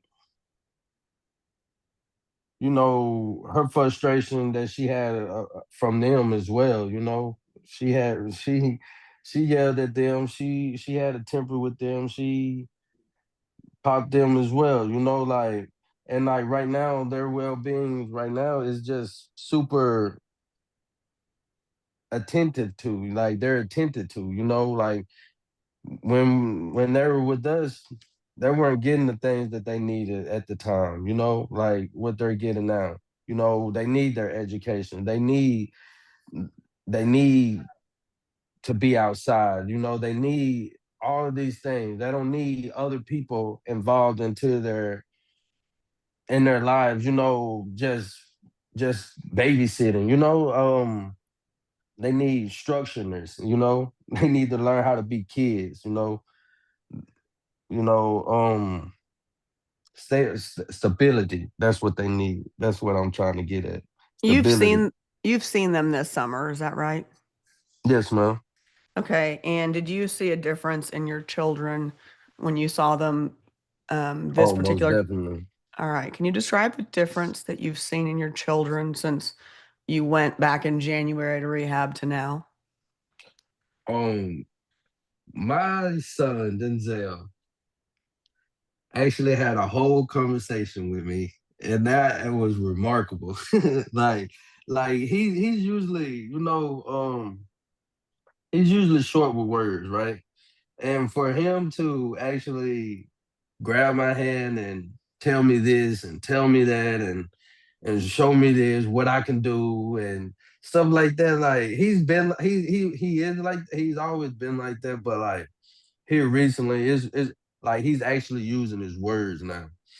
Wanting to do things. He's happy, um stronger now,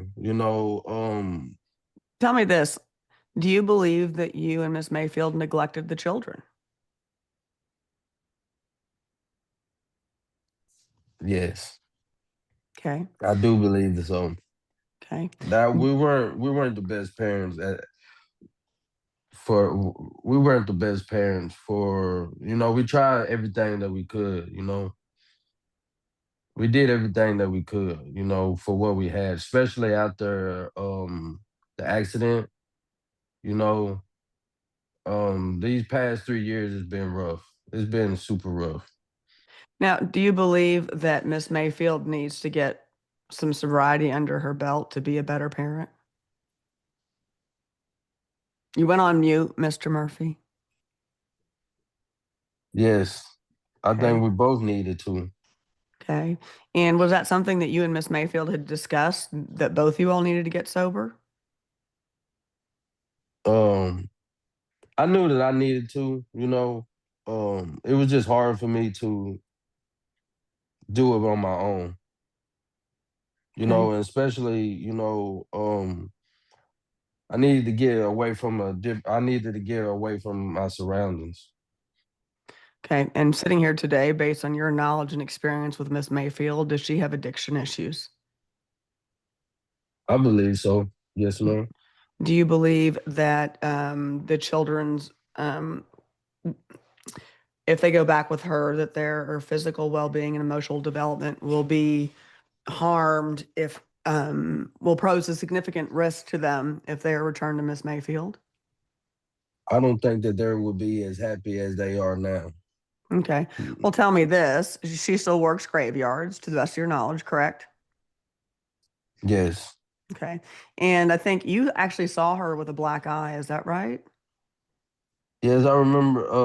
It was a phone call where I did see her with a black eye. Yes. Okay, and did you ask her how she got it? Yeah, she ignored the question. Okay, did you have any doubt of where it came from? No, I really knew, kind of. And what did you know that bruise to be from? It had to be from physical altercations, Okay. Do you believe that, Mario or something. okay, and do you believe that family violence occurring in front of the children is, would significantly impair the children's emotional health and physical well-being? They don't need to see that. Yes. Okay. All right, so you're asking the court to grant the relief that Dr. Miss Murphy are requesting, is that right? Yes, ma'am. And do you believe that those, their requests are necessary for the safety and welfare of the children? Yes, ma'am. All right, pass the witness, Judge. Mr. Murphy, when you stated that you lived in hotel rooms 6 to 8 months, that was while with the children, correct? Yes, ma'am. And when you all were residing in the hotel rooms, did the kids go to any daycare during the day and that's where they came home to? Or what was happening with the kids during the day? So, during the day, they would be with me. During the day, trees. Excuse me. Trees would. She was working from home at the time. And while she was on the laptop, I would occasionally take them out, but we literally just stayed at the hotel most of the time because our vehicle was unreliable at the time. And What were the kids doing? These are little kids. They're very active at that time. At that mhm, so what were they doing during the daytime in the hotel room? man, they were honestly on their tablets a lot of the time. Okay, what about food when it was time for lunch or snack? Who Oh, hand who handled? I would handle all the food, and I would handle all the food and everything like that while she was at work. What about their bath time and at the end of the day or that kind of stuff? Sometimes she would do it, sometimes we would split it. Okay. You said you went to jail in July of 2025. What did you go to jail for? For warrants that I had in 2017, Related uh, to? um, I think, oh shoot, that was a long time ago. It was from failure to appear. But the failure to appear was they had put me on probation at the time of not aggravated, but assault, bodily injured, Okay. Was that the first time that and you were? possession. Okay, thank you. Was that the first time you were incarcerated? Um, I've been incarcerated multiple times when in my teens and early 20, not really none of my 20s, but early 20, well, like 2021. What about since the children have been born? Never. Other than July 2025? Yes, no. Okay, thank you. Ms. Mayfield, I'm going to give you the opportunity to cross-examine and ask questions of Mr. Murphy. and also of of Sally and Todd Murphy. But Mr. Murphy's already on, so you may ask any questions of him if you'd like. Thank you, Your Honor.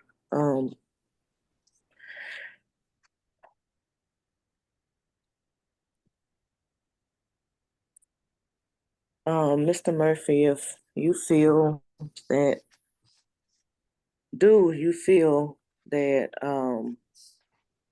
my parenting was, do you feel that I was a parent throughout the whole time we've had Denzel and Sahara? Did you say a bad parent? Unfit, Oh, or that could, yes, ma'am, bad.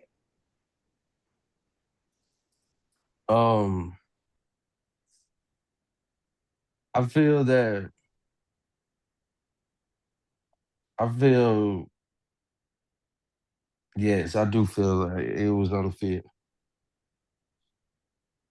Okay, so you On had, both ends.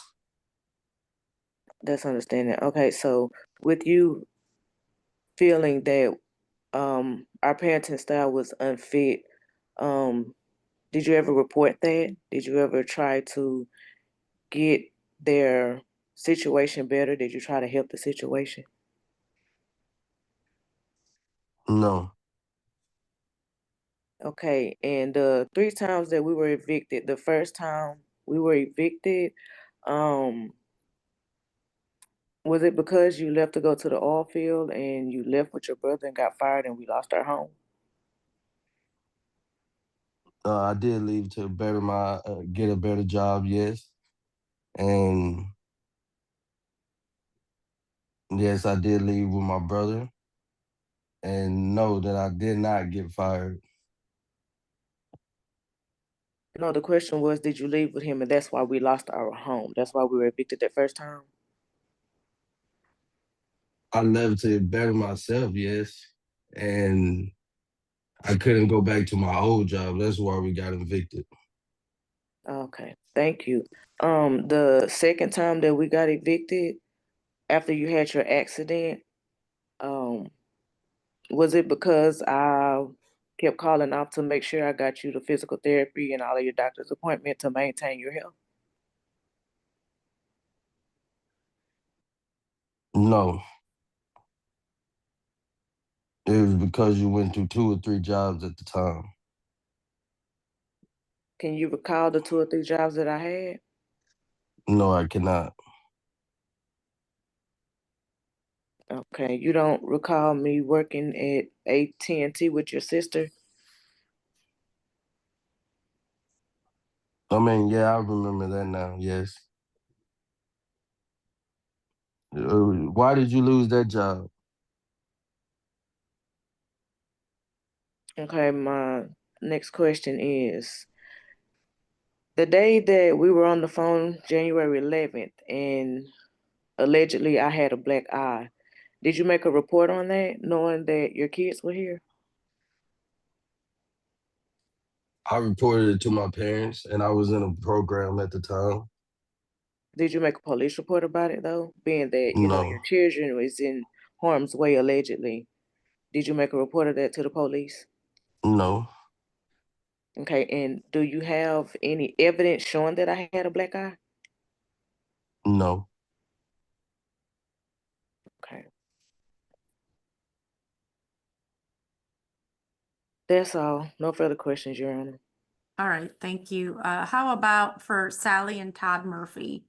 Would you like to ask some questions to them? Yes, ma'am. All right, Miss hold on. Murphy? Let's get them on Okay. video so you can cross-examine. One moment. Okay. Sally and Todd Murphy. There we go. Okay. All right, Miss Mayfield, they're on. Mr. Sam Murphy, go ahead and turn off your sound. You can stay on video, of course, but turn off your sound for me. And Sally and Todd Murphy are now on. Miss Mayfield, go ahead. Okay. Hi, Miss Murphy. I recall you making it aware of the fact that you're a social worker? Are you a social worker? I am. I was. I don't practice anymore. Okay. So in January, when you picked up my children, and the state they were in was horrible and horrendous, allegedly, did you make a report of that right then and there to Child Protective Services?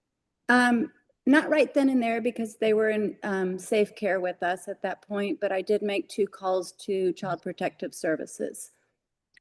Can I ask, when did you make those calls to Child Protective Services? I don't have the exact dates in front of me, but I can get them to you. But I did not call once I had them because I knew they were safe and not in harm's way. But I can look to see, or my attorney will have the dates of the 2 CPS calls I've made.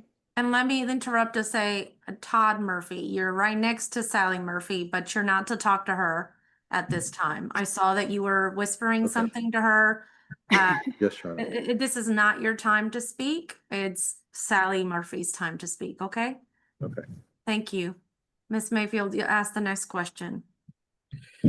Okay, Mrs. Murphy, do you have any evidence at all of my children's state that they were in pertaining to, you said you took them to an evaluation? Did you have anything from the doctor stating the bad state that they were in, like his motor skills, anything of that nature? Do you have the evidence of that? From Kid Ventures, I have the report stating the level that Denzel was at. And as a mom, having raised so many kids, that I knew that Denzel was very, very far behind. And I had great concerns about his stemming and his, as you have acknowledged, his very bad speech delay. And I know you've acknowledged since then how much better he is talking and seeing how much stronger he is. But when he came to us, yeah, there were just great concerns, and his teeth concerned me deeply. And, you know, having 9 root canals at such a young age was very concerning, and so many caps on his teeth, that was concerning. And also, just as a parent, I wanted a well check because they were not healthy when we got them. And I just wanted a kind of a baseline to make sure everything was okay, knowing they had not received proper, adequate, timely medical care. Okay, so the question was, do you have any evidence from the doctor stating? Yes. Kid Ventures sent a report of how far behind Denzel was, and they provided the time frame in which we were working on those goals. And through our just basic play and interactions on a daily basis, Denzel has met every one of his goals with us. When I look at the report from Kid Ventures, yes. So I do have evidence of that, of how severely behind Denzel was, yes. And they were referred by our pediatrician as well for therapy. And it's taken a good while until to just stabilize them because of the level of trauma that they had suffered. Oh, okay. Are you testifying today based on your professional assessment of me, being that you are a social worker, or is this based off of information from other resources of me? Because, you know, we haven't really been around each other that long for all of these allegations. So I'm not a social worker. Okay, hold on. Miss Murphy, she wasn't done. You need to let her finish saying what she's saying. And Miss Mayfield, I need to redirect you to just ask her the question. Yes, ma'am. and then let her answer rather than ask a question and then make a statement. Go ahead and ask Yes, her a question. Okay, professional assessment of me or information from other people?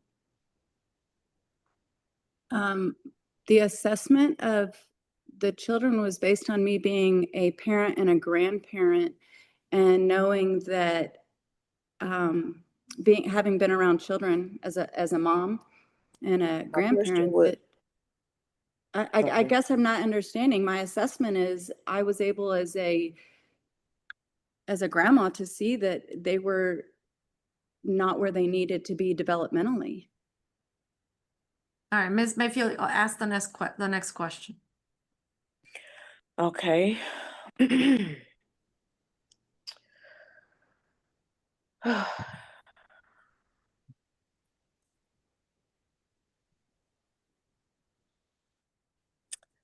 Have you ever personally observed any conduct by me to make you believe that my children were in danger?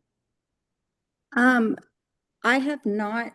I have had your interactions and your anger and your erratic conversations, but your children have shared with me the events of their life, and they're very clear on what they witnessed and what they experienced, where they were in harm's way. Okay, so Ms. Murphy, from my understanding, I never, okay. Have I not at all made plans to come and see my children? Oh, yes, we were scheduled to have you come on June 19th, and I invited you to the farm prior to that so you could see everything they're doing here, from them planting their flower seeds to growing flowers. They wanted to show you how they fish now on their own. I said, I think the text was, I want to show you their joys at the farm. So, and then on July 19th, we waited for your arrival, and we didn't hear from you all day until you yelled at me through a text to pick up that phone. You are here, but you were in the wrong location. Knowing that the kids go to school, we're going to their summer school here in Fayetteville.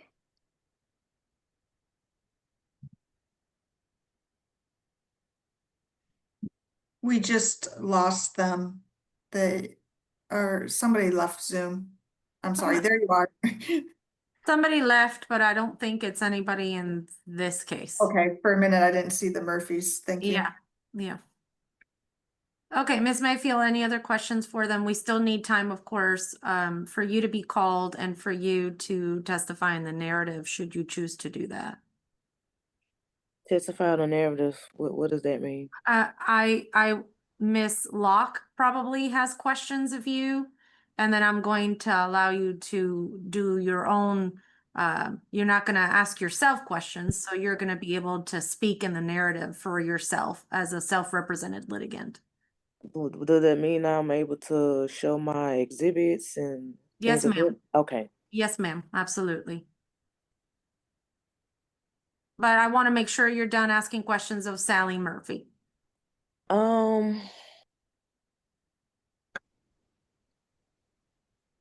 Yes, one more question. Mrs. Murphy, I recall you mentioning his fine motor skills, and there was a statement where he couldn't crawl or walk upstairs. When y'all came and got them, he didn't have the strength at all to climb or to do anything active?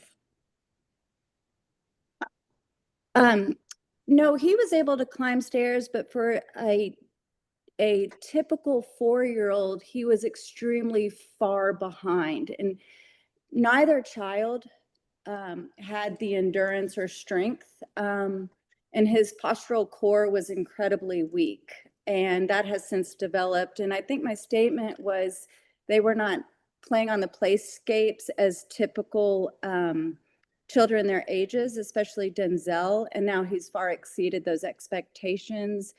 And I think I was also speaking to how far behind they were socially with peers, and they've come just an extraordinary length in that, just with all the interactions in parks and outings and museums we go to. But it was in reference to, yes, they were not typical children their ages as far as fine motor skills and gross motor skills. And that's also based on a professional evaluation through Kid Ventures. And as you know, and you've stated through text and hearing them talk, that he is now, you can tell he's doing so much better. I can tell it in his language. These children are, I mean, they're swimming the length of a pool. They don't use floaties. They literally swim every day for hours on end. And their confidence is there. They didn't have confidence. I mean, Denzel has grown 1.5 inches. And I equate a lot of that to proper nutrition, proper sleep, no stress, and adequate sunshine and play. And Sahara is way less anxious now, and she was very tiny, almost a failure to thrive. And she is now, I mean, loves her scooter, starting to ride her bicycle, swims also laps with no flotation devices, just on her own, swims laps. So yes, they were very behind and very concerning, especially Denzel, which is why we sought an evaluation.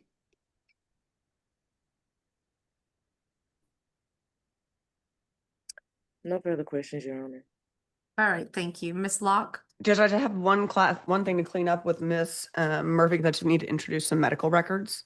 Okay, So I'm going to share the screen with, I think it's P12. I'm sorry, P15. okay. And these it was Liberty Hill Pediatrics that you took them to, both kids to, right? Correct. And these are true and correct copies of the visit to Liberty Hill Pediatrics back in January of 2026, shortly after they came in your Well, care, custody, and control. first of all, yes, we went to Liberty Hill Pediatrics, and it was a very short well child check, and therefore I switched and got another well child check, and Liberty Hill admitted that that was not a thorough exam. So we went to another pediatrician that was more thorough. But yes, they immediately did go, and we sought, yes, Texas Children's Pediatrician, and that physician was very concerned about Denzel. Okay, well, but let's talk about these records for a second. These are true and correct copies of the records, right? Yes. All right, Judge, I move to introduce P15. Any objection, Ms. Mayfield? No, Your Honor, no objection. P15 is admitted. And I just want to go to let's start with page 3, which are the findings on Denzel. And it shows, and you'll see under today's visits, that without abnormal findings, but he had a speech delay and a fine motor delay. Do you see that? Yes. And do you see the percentages that Denzel was at with regards to the rest of his peers at that time? Where was Yes. he? In the 50th percentile. Okay. And let's go look at Sahara. You said something about failure to thrive. Were you referring to her now or when she was a baby? When, well, it's interesting. When she was 1, she was, you know, there were concerns there, but when we got her, I would have considered her failure to thrive based on her size. And the pediatrician, the second pediatrician, was as well concerned, but we didn't have past records. As of today, she's taller, she's gained weight, she's not like this little feather to pick up, and I would not consider her at risk for failure to thrive. She was at the 7th percentile, and she is now, she is at 29.7 pounds, I think, or I think that's about right where she's at now, but she's grown tall, and she's super strong now. Like, she has little defined muscles. And Denzel is at 40 pounds, very lean. He kind of came to us kind of just, you know, no muscle whatsoever. And now he has little back muscles. Let's back up a little bit. So Sahara was set in the 7th percentile for weight. Correct. That's the bottom 7th percentile, correct? Correct. And she was also in the 12th percentile tile for height. Is that right?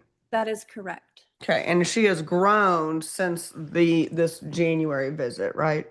That is correct. Do you know how much She- she has grown?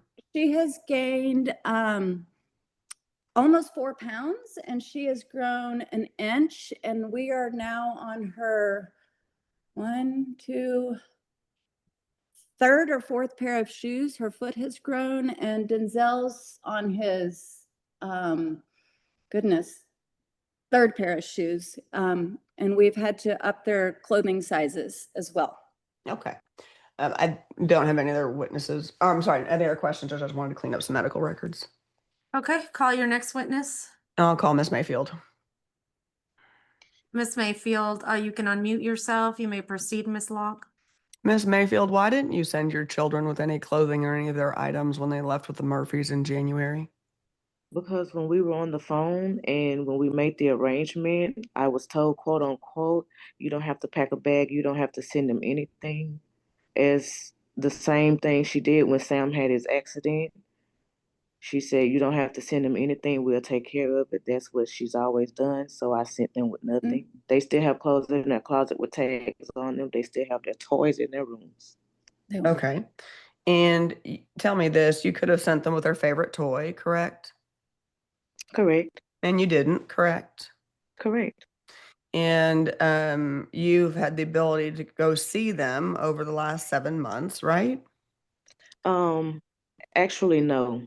Every time I made a plan, it was always, we're in Arkansas, we're out of town, we're unavailable. Okay. And that's reflected in the text messages, correct? Correct. Okay. And so each and every time you've reached out, you will see a corresponding text message where my clients are telling you no. Is that what you're telling this court under oath? I didn't say they said no. I said they were out of town, or they're unavailable, or they're always in Arkansas. As Okay. well as me asking for the Arkansas address, and I was told, contact our attorney. Okay. And in fact, I reached out to you previously back in, I think, June and July, asking to come up with some kind of visitation schedule. Do you recall that? No, I don't recall that. You don't recall receiving emails from me when I sent, after I talked to you on the phone, verified your email, sent you emails asking to work out a visitation schedule? You're telling the court you don't remember receiving those? I don't recall. Okay. Do you recall having a conversation with me on the telephone? Yes, I do. Okay. And I asked to verify your email address. Is that correct? That is correct. Okay. And you gave me the correct email address, correct? Correct. And you would agree with me that you have not responded to any of my email correspondences that propose that we do some kind of visitation schedule. Is that right? No, it's not right. I responded to where you said they came up with an agreement um, after everything was said and done about us coming here to this hearing. Okay. And you had the ability when you came down to court a few weeks ago, you had the ability to contact the children daily if you wanted to. Isn't that correct? That is correct. And you have not done so. Is that correct? I have done so. Well, in fact, there was a period of time where you missed at least 5 days in a row since the last court hearing where you went without talking to the children. Isn't that correct? No, that's not correct. You have not missed 5 days in a row? In a row, no. I contact them, I call. I have, a lot of Sally unavailable. I actually, after court, I start going through Todd because there's no issues with Todd. There's always issues when I call with Sally. And when Todd went out of town, which was like a weekend or maybe a few days, I still reached out to her. As usual, it was some back and forth, so I just waited for Todd's return and presumed to calling them through Todd. Okay, and so that was an extended period of time that you went without talking to the children, It correct? wasn't 5 days. No, Okay. ma'am. Tell me this, when was the last time you drank alcohol? The last time I drank alcohol was March when she first told me that I was not going to be able to come and get my kids. I figured this would come about, so I left drugs alone. I'm sober as well, and I'm willing to undergo a drug test. Okay, and when was the last time you did ecstasy? The last time I did ecstasy was before we even left Houston, so sometime in 2025. Okay, when was the last time you did marijuana? Last time I did marijuana was in March as well. Okay. And you work where? I work at Genpack LLC. It's a manufacturing company. I'm sorry. I could know you- the court I'm reporter's gonna sorry. have you repeat that. Yeah, repeat that, please. Genpack LLC is a manufacturing corporation. We produce to-go plates for like wing stops and restaurants. And what is your hourly wage? My hourly wage is $17.07 plus $1.25 differential because I work the night shift. Okay. And your work hours are when to when? 7 p.m. to 7 a.m. Okay. And do you have any other jobs other than this job? On my side job is I'm a travel agent with teletravel agency. Okay. Have you made any income from that other job? As of yet, no ma'am. Okay. And you so you work overnight hours. How many days a week do you work? My days rotate. So this week I worked Monday and Tuesday. I'm off Wednesday and Thursday. I work Friday, Saturday, and Sunday. And then since I work Friday, Saturday, Sunday, I'm off Monday, Tuesday. I work Wednesday, Thursday. I'm off Friday, Saturday, Sunday. I use it by the weekends. I'm off every other weekends. Okay. And so you work from 7 p.m. to 7 a.m. The apartment you reside in has how many bedrooms? It's 3 bedrooms and 2 bathrooms. And who is on the lease? Me, Denzel, and Sahara. Okay. And your other son is not on the lease? Is that what you're telling this No, my court? son is not on the list because my son attends Tyler Junior College. He's a student in Tyler. Okay, give me a second. Do you recall providing me your exhibits last time we were in court? Yes, ma'am, I did. Okay. To 2 different leases, actually. And you would agree with me that the lease showed that your son was on it, correct? Yes, he was on my lease for 12500 Dunlap Street, Houston, Texas, 77035, apartment 767. And when did you move from that one? We were evicted early in 2024, I believe. And by then my son had already moved back down here to Longview to complete his senior year at high school. So he was on the lease, but he still was not in the household by the And time we were evicted. would you agree with me that your son whooped the children? No, I don't agree with that. Okay. You would leave your 3 and 4-year-olds with him to watch them overnight while you worked overnight? Is that what you're telling this court? What I'm telling the court is, no, ma'am. My son was in Tyler I'm when sorry. he was Wait a here in minute. the home. The father was here in the home as well, and he left and went back to college. I did not kick him out because of him whooping them. He went back to school. No one was here. My aunt, why I work, and she's a mother as well, and she has a daycare as well. So when did you start this job with the evening hours? I started this job with the evening hours in August 13th, 2025. Okay, and so in August 2025, you had possession of the children, correct? Correct. And you kicked Mr. Murphy out of the residence when? Around November. Okay. And so from November until January, which is when my clients took the children, who was watching the children overnight when you would go to work your night shifts? My aunt Jennifer Jones. Okay. And where was she watching them at? She was watching them at her home.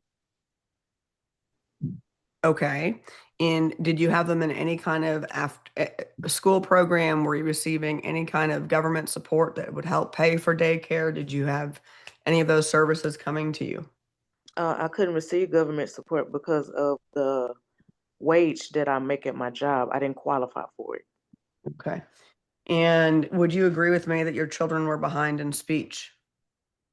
Denzel has always had a speech impairment. However, Sahara speaks clearly.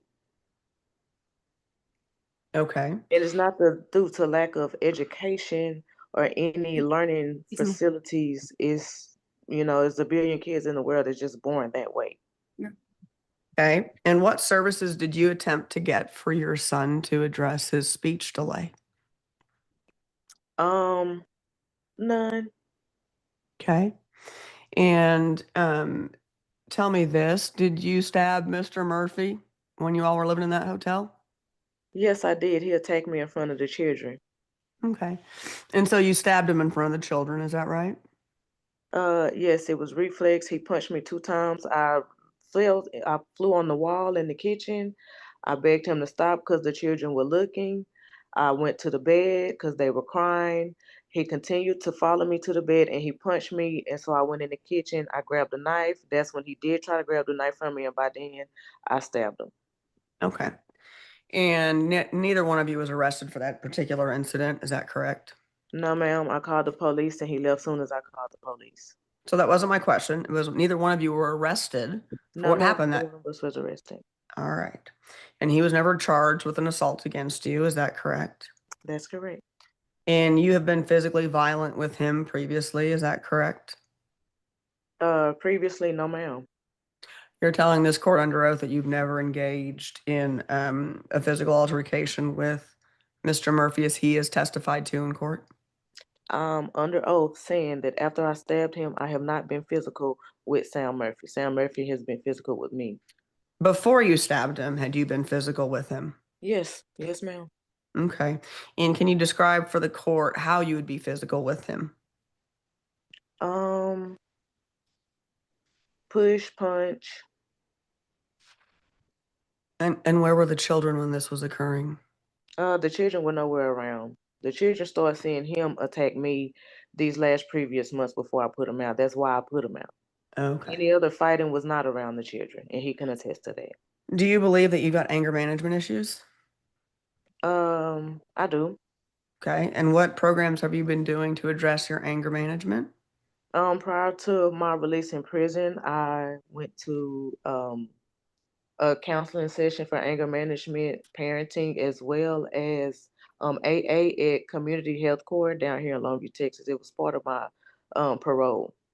Okay, so you went to AA, but then you continued to drink when you were in your relationship with Mr. Murphy, is that correct? Correct. All right. And was his testimony correct that you all would drink every single day?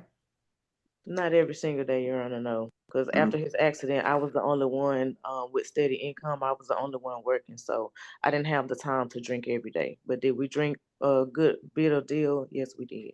Okay, and did you also consume ecstasy together on weekends? Not every weekend, Your Honor, no. It was Okay. occasional for me if I'm going out or something. Other than that, no. I just want to make sure, Miss Mayfield, that you know you're answering to Miss Locke. I think I heard Your Honor, and she's Oh, I probably did. I'm sorry. yeah, she's not a judge. She's the attorney Yes, for the ma'am. Murphys. And so I just wanted to make sure that that I pointed that out.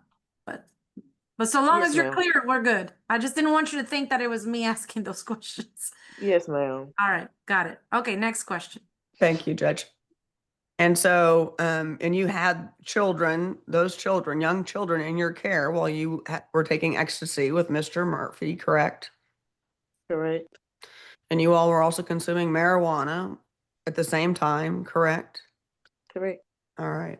And do you believe that at that particular time that you were the appropriate parent for those children? Yes, ma'am. I believe I was appropriate parent. My drug usage and my parenting is 2 separate things. I'm a mother regardless of what I do. I'm sorry, you said your drug use is separate and apart from your parenting. Is that what you just said? Yes, ma'am. So that means regardless of if I'm on drugs or doing drugs, I'm still a mother, I'm still a parent. I still make sure my children was taken care of and their needs was handled. I passed the witness. Okay. Ms. Mayfield, and so now it's your opportunity to respond or give me more context or information, including talk about your exhibits. When you bring them up, you have to obviously introduce them. I'm going to ask Ms. Locke if she objects or not, and then I have to issue a ruling as to each one. But now the floor is yours to tell the court what you need to tell the court, explain to the court what you're asking for, and present any of your evidence and exhibits. I do want to ask you a question myself before we get started with that. What does your household look like? Who lives in your house currently? The only person who live in my household right now, Your Honor, is me. Okay, you're living by yourself, and I want to get a better understanding of your hours at the manufacturing job, because you said it shifts, so you don't have consistent days off, correct? Yes, ma'am. So, for example, this week, when are your days off? This week, my days is today, tonight, and Thursday night. Okay, because it's overnight shift, right? Yes, ma'am. Okay, and what are your days off? I'm sorry, this week, what are your days off? This week, my days off is tonight, Wednesday night, and Thursday night. Okay. So when you have your day off, when does your work day end the day before? I'm trying to understand, like, what are the gaps of time? Do you ever have 2 days off together? Yes, ma'am. Tonight and Thursday night. That's right. It's Wednesday. So you've got two. So when do you return to work? I return to work Friday night at 7, Saturday night at 7, Sunday night at 7, and I get off each mornings at 7 a.m. Okay. Do you ever have the weekends off? Yes, ma'am. My weekends rotate. It's a rotating schedule. Okay. So you get your fair share of weekends, but they're not consistent every weekend. Yes, ma'am. It's every other weekend. So Okay. 2 weekends out of the month, or if it's a 5-week month, then 2 to 3 weekends out of the month, I am off. Okay. And so if the kids were with you, and you've got to work on the weekend, where would you have the kids go? On the weekend, my aunt, she also has her own daycare. She would more than gladly have the kids. During the day, I don't sleep all day. I wake up, I tend to them, I feed them. We go out, we go to the parks, as well as the father. We've done it numerous of times. No matter the work schedule, they be with my aunt, and that's only while I'm at work. Okay. All right. So show me your exhibits, and the floor is yours for you to present to the court and to explain to the court what you wish to explain. Okay, so let's see here. I guess I can just start from how I have it ordered. I don't want to kind of jump around. Well, we So the don't first have one, we're gonna go over into the lunch hour a little bit, but we don't have unlimited time. So tell me what exhibits you want me to look at, what you're offering, and would you like to talk to the court? Is there anything else you want to tell the court at this time? do I do the exhibits first? I'm sorry, I didn't hear anything. Say that again. Do I do the exhibits first and then tell the court what I'm requesting, or? Yeah, let's do the exhibits. Okay, let's go through your exhibits, because the purpose of your exhibit, obviously, there's something you want to talk to me about. So even if the exhibit doesn't come in for whatever reason, if the rules don't allow it to come in, and I rule that they can't come in, there'll be some things you can talk to me about. So go ahead with the exhibits. Okay. The first exhibit is the. Oh wow, it's so many, and I don't have a lot of time. And let me pause for a minute. Let's get off the record. Mr. Mesher, you're here, and I want to tell you that your case obviously is not going to be heard before the lunch hour. And so if Ms. Doga Lakova can come on real quick. Okay, I'm gonna have to have you all come back later in the afternoon so that we can do your case. And so I'm checking with you, Ms. Dogalakova, does 2 p.m. work? Yeah, I make it work. Okay, so I will see you all at 2 p.m. on Zoom. Use the same link. I just don't want to keep you here any more time. So you are excused from the virtual courtroom, and I'll take up your case at 2 p.m. and we'll go forward. So you're excused at this time. Understood. Thank you, Honor. Thank you, All Judge. right. All right, let's get back on the record on our case. Okay, Ms. Mayfield, go ahead. Let me see. I want to go to exhibit. Oh, how do I even? Let me. And let me tell you that I have I them have up. to pull it up. I'm sorry, Let me tell you that I have them in front of ma'am. me. Ma'am, can you hear me? Okay, great. I Yes, have ma'am. Can them. you hear me still? Yes, I'm trying to tell you that if you have difficulty publishing the exhibit, I do see the exhibits in the box file, and I'm sure Ms. Locke can follow along and open it on her side. So if you tell us what number you're looking at, I can look at it even if you're not able to share it. Okay, great. So exhibit. It starts with exhibit R-019, saying that I wasn't trying to send any care for them. I texted well, you know, she was explaining their day, how they're happy and the things that they did. And I said, I responded, oh, that's good. And, you know, what do they need? That was my first notion of, you know, trying to see if they needed anything to send them, being that she's told me not to send them with anything. I'm still, you know, trying to make sure.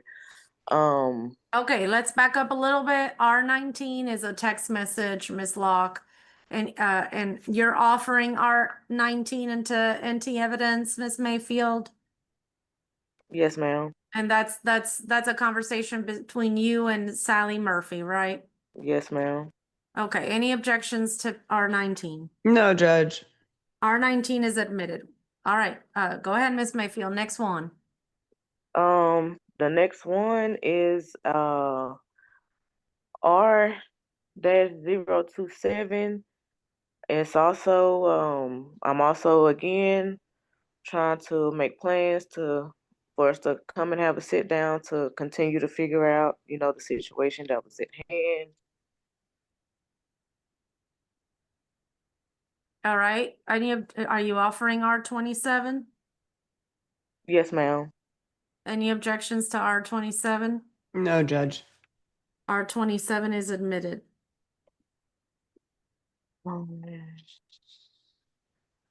R-029. Once again, asking if they need anything and also if they had any plans, because that weekend I was going to come and see them. And I never got a response. I got a response, but it wasn't pertaining to what I asked. All right, Ms. Locke, are you offering R29, Ms. Mayfield? Yes, ma'am. Okay, No. any objections to R29? No objections, Your Honor. All right, go ahead, Ms. Mayfield.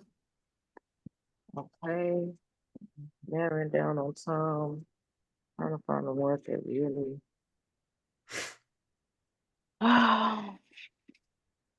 Just to hold on, go back. There is quite a few, but the main one, I'm sorry, I'll have to go back. R-021. You know, I make numerous of calls and a lot of them pops up as, you know, what you're going to see here. And so then, you know, I'm accused of not calling, not contacting, or missing days in a row. And yes, I'm offering that, Your And what Honor. number was that? R-021. 021, okay. Let me open it up. Okay, it's a photo of the text showing that Sally was not available. That's R021. Any objection? No, Judge. R21 is admitted. Go ahead, Ms. Mayfield.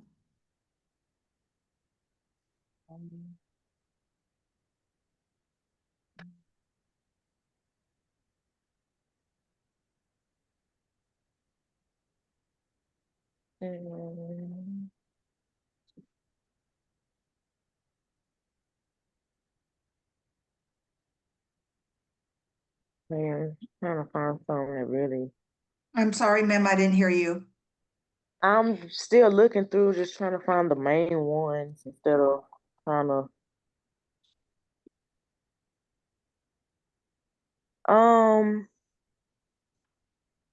I want to offer Exhibit R-047. Also trying to see what their plans were. There was another weekend that I was off trying to come and see them. Okay, any objections to R47? No, Your Honor. R47 is admitted. And right after that, Your Honor, I want to offer R-048. It's just a continuance of that previous text message, the response that I received after asking what their plans were that I was coming to I'm sorry, Miss see Mayfield, you broke up a kids. little. Miss Mayfield? This is the court reporter. Yes, ma'am. Your internet is breaking up.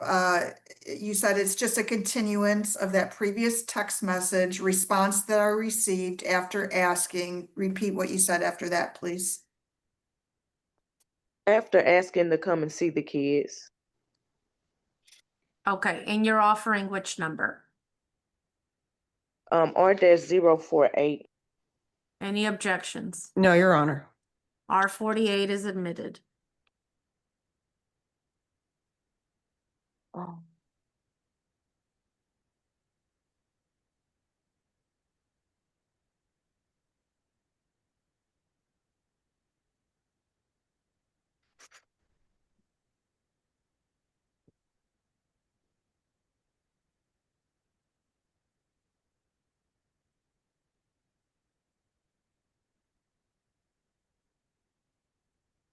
I want to offer Exhibit R-056 is also a text message from asking yet again when can I come and get them, and she said that they'll be in Arkansas for the summer. So I then went to say, okay, well, when will y'all be leaving so I can come and get Denzel and Sahara? And I got her refusal response saying that they're not leaving until Sam finishes his program.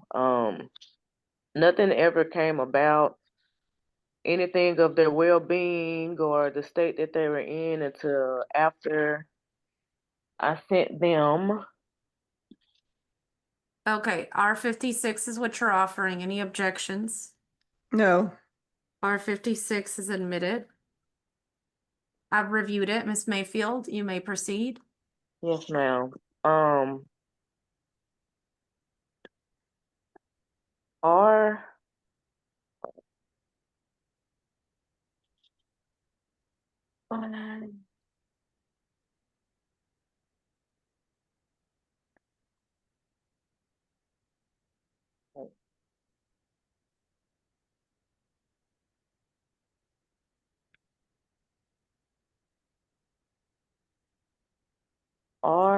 I want to offer R-061.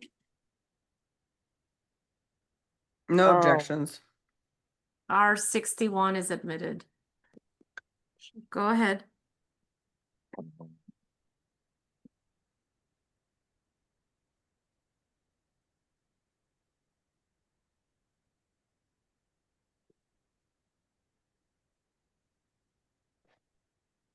Mm-mm.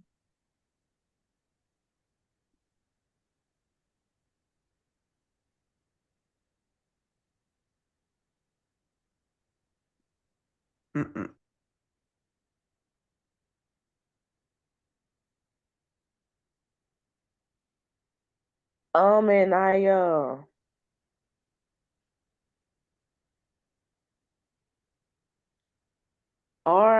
want to offer R-078.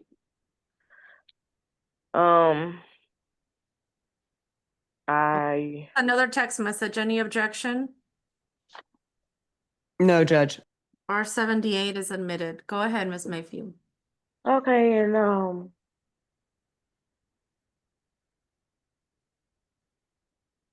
when I do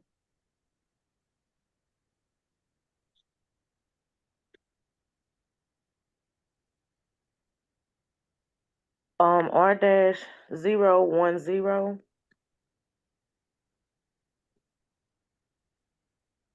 All right. Judge, I can simplify this. Miss Mayfield was very nice in our last hearing, our first hearing. She had given me a copy of her evidence. And I don't have any issues with anything that she wants to admit. I mean, some of the text messages, just for clarification, aren't time stamped or date stamped, but I know I've introduced the whole series of messages. So the one she's introducing, I don't have any objections. Okay, So- so as soon as she introduces it, just say no objections and I'll say the key words. Yes, ma'am. R10 is admitted. Ms. Mayfield, I'm looking at it. So whenever you want to pull up any more evidence, say I offer and just give the number, and then Ms. Locke will quickly say she doesn't object, and then I'll say they're admitted. But R10 is admitted, Ms. Mayfield. Okay, thank you, Your Honor. I also want to offer R011. No objections. And you can also offer it in a batch. You can say R this number through that number. That way you can start talking to me. But right Okay. now you offered R11 and there's no objections, and let me find it because I don't see R11.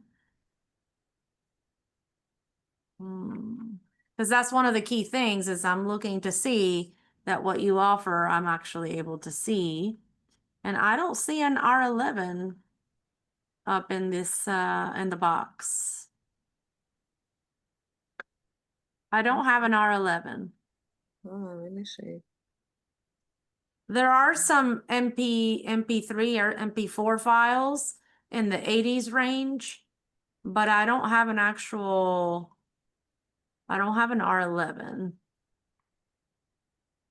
So I don't have anything to admit. Okay. I must have missed. Hold on, let me pull this.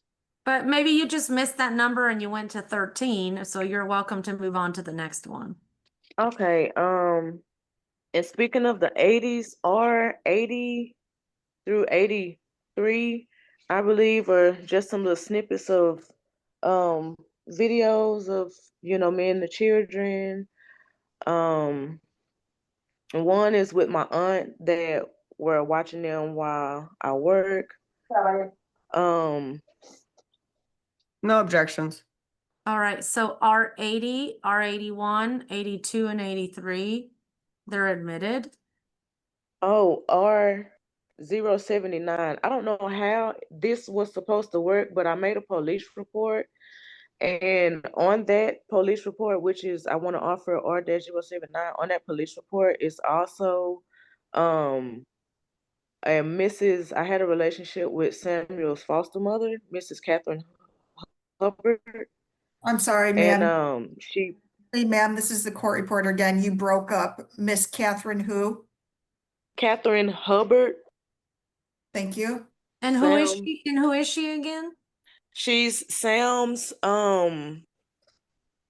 previous foster mother. Okay. She was who he was with before Mr. and Dr. and Mrs. Murphy adopted him. And Okay. on that police, I mean, I don't know if are you able to pull it up or hear it or?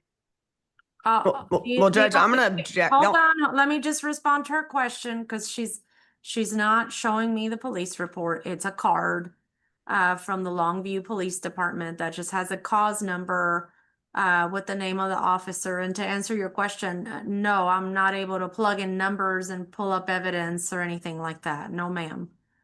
You did offer the little card, which is R079. I don't know if there's any objection to the little card. No objection to the little card. All right, R79 is admitted, but no, ma'am, to answer your questions, the judge doesn't go and do a search to pull up a cause number or to pull up the police report. It's not that I'm not doing it just for you. It's just that's not how it works and not what we do. Right. Oh, I apologize for that. I didn't know how it worked. Is there any kind of way that I could, after all of this, like get that to you? It's partially an exhibit. I mean, well, it is an exhibit that. But let me answer that question. I can't take evidence after today's for purposes of, obviously we're here for these temporary orders. But I also don't know why it would be relevant, because this is a family that was involved before Mr. Murphy, Mr. Sam Murphy was adopted by his parents who are here, Sally and Mr. Murphy. So this appears to be history from before he was even adopted by his parents. Well, yes, ma'am, Your Honor. But it had the situation is kind of similar to the situation that I am in at this moment. And Ms. Hubbard had made a statement on that police report for me as a witness. As of I mean, am I even able to explain it? If Well, not, I won't even. but the kids weren't even born, right? No, ma'am. This is a long time ago before you all had babies. Yes, ma'am. And so I that is not helpful to me. I have to think about what's happening right now and what's in the best interest of the children right now. Now, if you were thinking about that because it has something to do with domestic violence in the past before the children were born, I mean, and you think that's historical context for what you want to tell me, you can talk to me about that. But those documents themselves would not be very helpful at this juncture where we are in the case right now. Well, it's a little bit historical based off of the situation that I'm currently in now. Deeming me as an unfit parent, and Miss Catherine Hubbard went through the same situation with Dr. and Mrs. Murphy, mainly Mrs. Murphy, before she adopted Samuel and his late brother Ladarius. She had dinner with Mrs. Catherine, and well, allegedly, of course, because I can't speak her statement for her, but and allegedly Mrs. Murphy asked for something to drink after the dinner, and she asked for something strong, preferably. Mrs. Hubbard produced a glass of wine. They drank a glass of wine, and then after that, the same accusations and allegations came upon Mrs. Hubbard, allegedly that she was an alcoholic and that the children were around alcohol, and that is how allegedly she was able to adopt Samuel and Ladarius. However, I don't have any more exhibits, but I will say, Your Honor, I'm a good mother, and I had someone helping me with my children. Samuel, the father, contacted me January 11th, the day he alleged saw my black eye, and said that his parents are willing to help while both of us just kind of got back stable. The numerous of time I have reached out to come and see my babies. I came Juneteenth. I did arrive at the wrong location, which wasn't clearly specified due to the fact that the one of the exhibits that I presented, I asked the Arkansas address and she never gave it to me. So when we made the plans for me to come for Juneteenth, I assumed that it was in Austin, being that I had the Austin address and not the Arkansas address. However, I've made numerous attempts to care for my babies. I've made numerous attempts to come and see them. I have Denzel is enrolled in school. His first day of school down here was Monday on the 17th.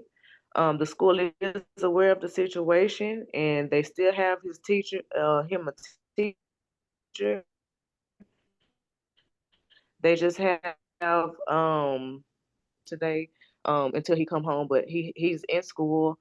They have pediatricians, they have upcoming dentist appointments, and that was one of the exhibits.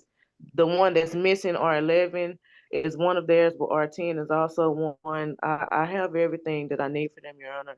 I'm not a bad mother. I just feel like all of this came about um, after I put the father out. You know, there was no allegations or, you know, we're unfit parents or, you know, they were neglected and all of this going on. It shouldn't have to take me to put him out in November for all of this to come about, as well as when I kept pressing the issue of coming to see them and enforcing the fact that, hey, I'm their mother, and, you know, me not being able to see them or have physical contact with them is wrong.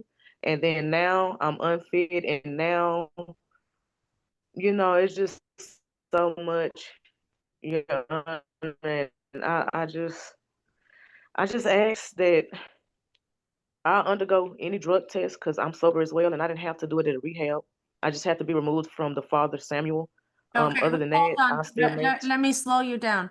You're saying you're asking the court not to order any drug testing?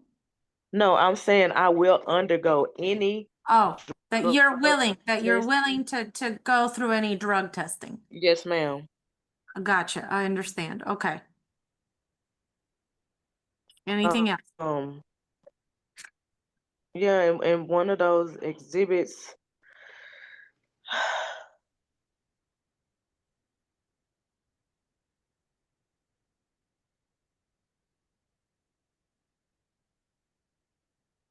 I'm a good mother, Your Honor. Is every parent perfect? No, but I'm not a bad mother. I didn't neglect my babies at all. Everything that I'm doing right now is for the strength of them. On top of the fact that they're aware that me and Samuel, we lost a baby in 2024. I carried him full term, and he was Hold on. Hold stillborn. on 1 second. Hold on. You're breaking up. You said So you it's, carried. we've Hold had on. Hold on 1 second. You broke up. our situations, and we've. Okay, one Sorry. moment. You broke up and then it was coming in pieces, and you're telling me something important and something that was painful for you. You said in 2024 that you went through a pregnancy and you gave birth to a child to a baby that was stillborn, and then I lost you after that. Yes, ma'am. And after that, I can admit that Samuel, as well as myself, we kind of went down a bad spiral. We just lost a baby and his accident. So yes, we drunk, we did drugs, but we never were bad parents to our kids. We didn't neglect them. Could some of the stuff been avoided? Yes, but we're not bad parents at all. Our kids don't deserve to grow without us. I don't deserve to have my kids taken away from me based off of allegations and accusations. Like, other than hearsay, there's no evidence against anything of me being a bad mother, Your Honor. Anything. And I just lost. I spent 10 years without my oldest 3 kids. I can't make up time for them. I've been doing everything in my power to do what I can for Denzel and Sahara, and I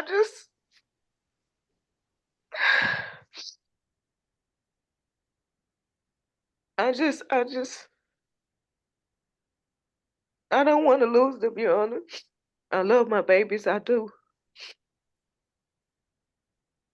Okay, thank you, And I Mrs. just ask the judge that they just, if I have to take a class or whatever, just to prove that, I'm willing to show that I'm doing great on my end as well as a parent and as a mother and as a woman. All I did was put the father out because I didn't want them growing up in a toxic situation. I didn't want them growing up seeing the things that they saw. And I made a sacrifice to allow the Murphys to help while I get stable, not to be accused of being an unfit mother and, slandering my credibility as a mother. Like, it's not fair at all. At all. So you feel like you asked for help and that was used against you. Yes, ma'am. All right. Is there anything else? No, ma'am, that's all. Okay. All right. The court is ready to issue some rulings.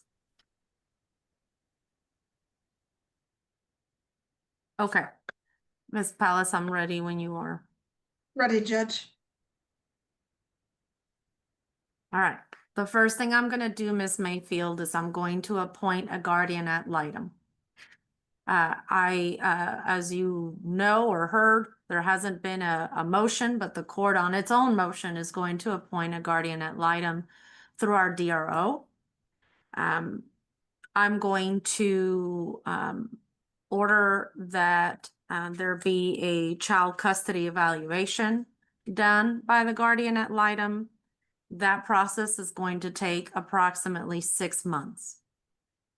Today, I'm going to issue some temporary orders, and I want you to understand that I see them as temporary orders, where the grandparents, Sally and Todd Murphy, are going to be named sole managing conservators of the children. I'm going to do this while the guardian ad litem does her work. I cannot send these kids to you right now based on the testimony and the evidence that I saw, but I can order a guardian ad litem to set you up for success so that I can come back and take a look and have more information about the living situation in Longview for the kids and what the resources are and what your what their environment would be there would be for them in your home. That is the purpose of me appointing a guardian ad litem. In the meantime, so the Sally and Todd Smith are named sole managing conservators. I am not going to order any child support, Miss Mayfield. I'm not going to order you to pay child support because I want you to use that money to travel to see the children as much as you can, and I'm about to get into that. To Sally, with regards to Sally and Todd Murphy, I don't think it's fair for me to give you a geographic restriction of Travis County and Washington County, Arkansas. We talked all about how these children need a routine and they need to be secure in their home and how they need that consistency. And so I want to know, where do you want to keep the kids? In your Northwest Hills home where they would go to daycare here, or in the White House, also known as the farm in Arkansas, that the children apparently really enjoy. So where do you want to be with the kids? I'm not going to let you have both unless there's an agreement by Miss Mayfield. I think that she should be consulted on these issues. So for now, where do you want to be? I believe, Judge, and they can correct me if I'm wrong, but I believe they'd like to remain in Arkansas. Correct. Okay. I'm sorry, did I hear correct from somebody? Yes, From, ma'am. That was Todd Murphy. Yes, he said correct. What is the name of the, actually, I want the address of the farm. 10050 South Smoky Bear Road, Fayetteville, 72701. All right, one moment. Smoky, that's quite the address. Smoky Bear. Isn't it? Yeah, Smoky Bear Road. Okay, and you said Fayetteville? Fayetteville, Fayetteville, thank you. Arkansas, and what was the zip code? 72701. Okay. And so the court's gonna restrict the residents to that county and to that particular home in 1050 South Smoky Bear Road. Meaning, if you're gonna move the children anywhere else, it needs to be with the consent of Miss Mayfield, or you need to come back to court. But we're gonna keep the kids in the stable environment that they're in Smoky Bear Road. Can I offer a correction, Judge? It's 10050. 10050 for the zip code? Zip code is, no, that is the street number, and the zip code is the 727. You said 1050. So I was just making sure we had enough zeros. 10050 South Smoky Bear Road is going to be in Arkansas. 72701, I think, was the zip code. Correct, Judge. And if I could clarify, so this, they'll be enrolled in school now that we have the certainty, but we do go to Austin regularly To visit our daughter. because that's our primary residence and I work sometimes, and so we're there. Do we have to notify every time we're going to be going into Austin for the weekend? we're You coming back here for school and everything. you do need to notify Miss Mayfield of Okay. the whereabouts of the children if you're going to remove them from South Smoky Bear Road for the weekend. And particularly because I'm going to get into what her visits are going to be, and they need to be flexible to her. So in terms of a visitation with the kids, what I would like to set up is for her to be able to give you 72 hours notice to visit on the weekends, from 10 to 6 on Saturdays and Sundays, but for her to stay at the farm, not overnight. She'd have to pay for her hotel for Yeah. that night, but that she would be able to come into your property and hang out and spend time with the kids in that property, and that you all, I'm not gonna say that she's supervised. I'm not gonna use the word supervision for Miss Mayfield, but that you would be present at all times in the property, and that she's not to leave the Smoky Bear property unless one of the two of you also come along. So it would be like if they want to go to McDonald's or something, for the children to be out of the property, one of the two of you would come along. And so that would affect your ability to go to Austin if she gives you 72 hours. That's fine. We're flexible. Okay. And so what I'm going to have for possession and access is that Ms. Mayfield needs to give 72 hours notice via text message, and if she's going to come and exercise a weekend. And Miss Mayfield, if you want to come any weekend that you want to go, you just have to give them 72 hours notice, and you're entitled to see the kids from 10 a.m. to 6 p.m.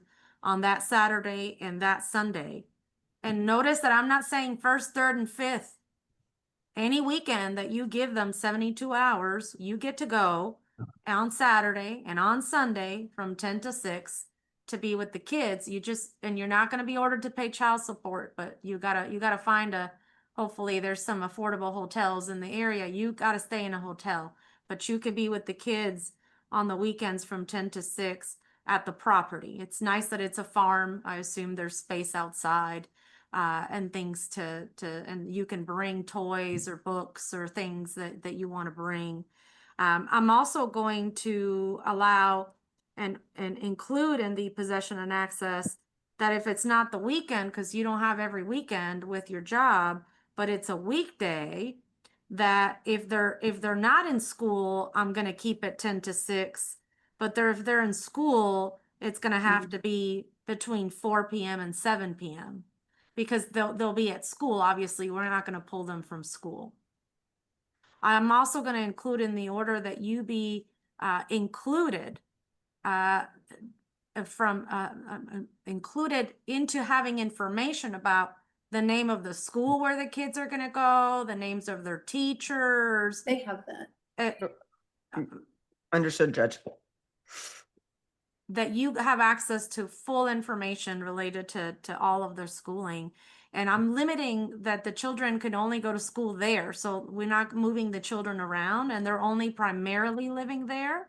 And if the children have to leave Arkansas to come to Austin, that you be told in advance so that you know, okay, that weekend I'm not going to be able to go. But if you beat them to it, 72 hours, you tell them you're going to be there, you get to go there, and their plans are secondary. That's the order of the court. Again, the guardian ad litem is going to come in and she's going to do her work. I'm going to include in the order that she do a child custody evaluation. The order is going to include her ability to request that you go through any alcohol and drug testing. So the guardian ad litem will make that decision.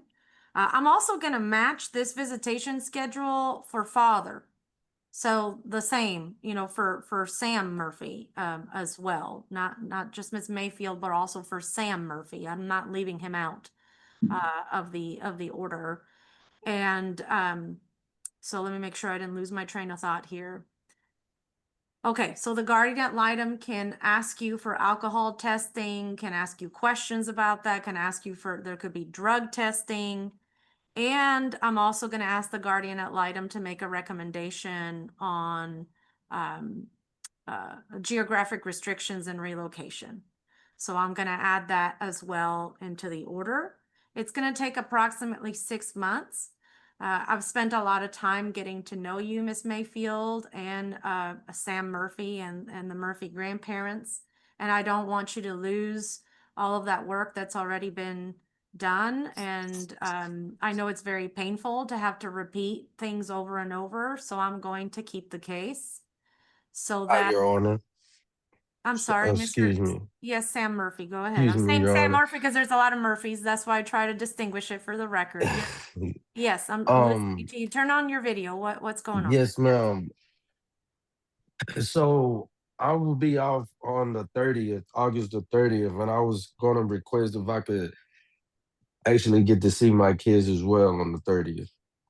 So I'm the same possession periods and access that I'm giving Miss Mayfield are going to apply to you so that you could give your 72 hours notice. Now, the issue is I don't think there's going to be a lot of overlap. Okay. But if there is overlap and both parents request the same, Miss Mayfield has priority because Sam Murphy is your son.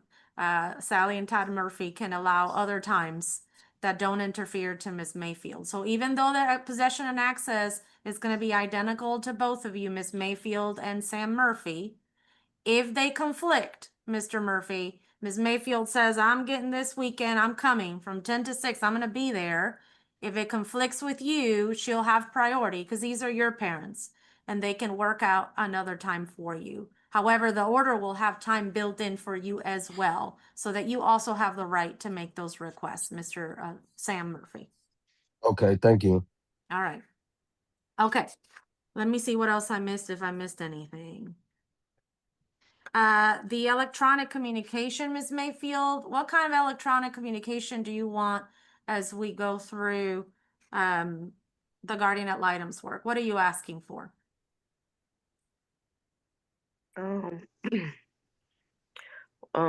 It's always been FaceTime. I'm fine with continuing on with FaceTime. But when? What are the times?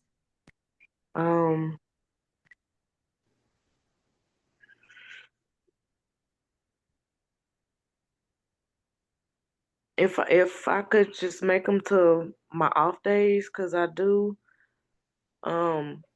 Okay. You know, I will mention that, you know, I will call, but I'd be so exhausted and tired from, 12 hours to where sometimes I can, as soon as I walk in, I plop on the bed and Let me ask you this. When you've asked I'm sorry. You froze up. I want to ask you a question. When you've asked the grandparents, I wanna have FaceTime with Denzel and Zahara. Have they given you a hard time about FaceTime or have they been pretty flexible? Todd has been pretty fair. I've never had an issue with Todd, Dr. Murphy, excuse me. I do, however, have issues with Miss Murphy. I would ask if I could kind of continue to have it with Dr. Murphy instead of her. I do understand that he does travel a lot due to his practice and what he does. But it's just always difficulty with Mrs. Murphy, and I just really want to avoid it. I mean, if I have to, as a mother, I will push everything to the side as I have been doing and still contact her. But I would prefer it to be through Dr. Murphy. Dr. Murphy, are you comfortable being the one that receives the requests for the 72-hour notices for weekend visits and weekday visits and the one to coordinate electronic communication? Yes and no, Your Honor. We don't carry our phones with us all the time. We're not bound to our phones. So that's where the challenge has come up, where we're expecting her to get off work or she'll message, but we may have gone outside and we're doing whatever else without our phones on us. So it's always been, if you can't reach Sally, call me. If you can't reach me, call Sally. So yes, I can be the primary, but like next weekend, Thursday, Friday, Saturday, I'm gonna be back in Austin working.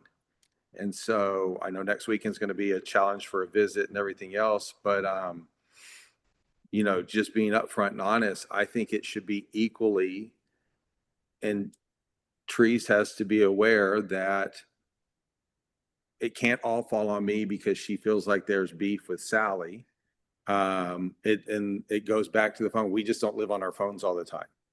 And So we have, sorry, one more point. Sorry, Your No, Honor. no, I need to interrupt you because I'm Okay. running out of time. What kind of physician are you? I'm a veterinarian. Okay, got it.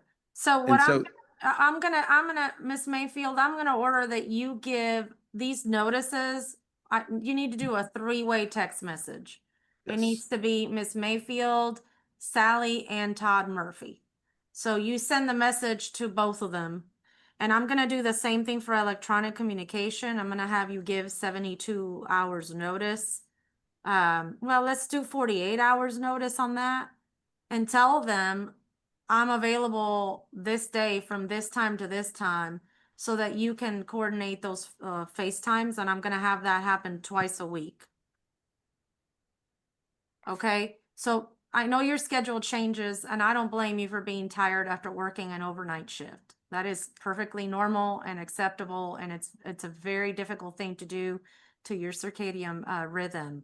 So you just give them 48 hours.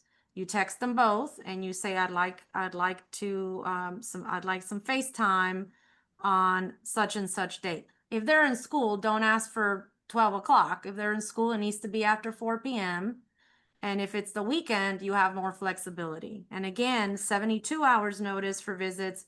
You can go every Saturday and Sunday from 10 to 6 and visit at the farm. You just have to pay for your own hotel.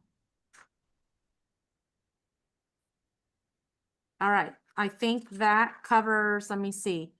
I'm gonna enjoin both Miss Mayfield and Mr. Murphy, not just Miss Mayfield, both of them, from removing the children from the farmhouse without Sally or Todd Murphy with them to go out to eat or whatever it may be. Let's see.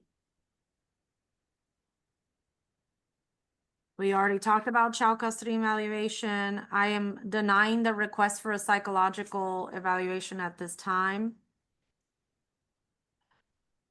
I am going to order that obviously, Miss Mayfield, you can't remove the children from their school in Arkansas, and that you are not to consume alcohol or controlled substances within 12 hours or during your time with the children, obviously.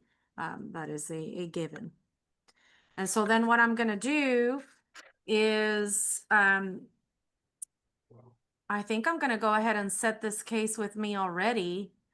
And we can do that. I can look 6 months from now and go ahead and set it. And if we're not ready 6 months from now or something else comes up, then I'll have to address it as we go along.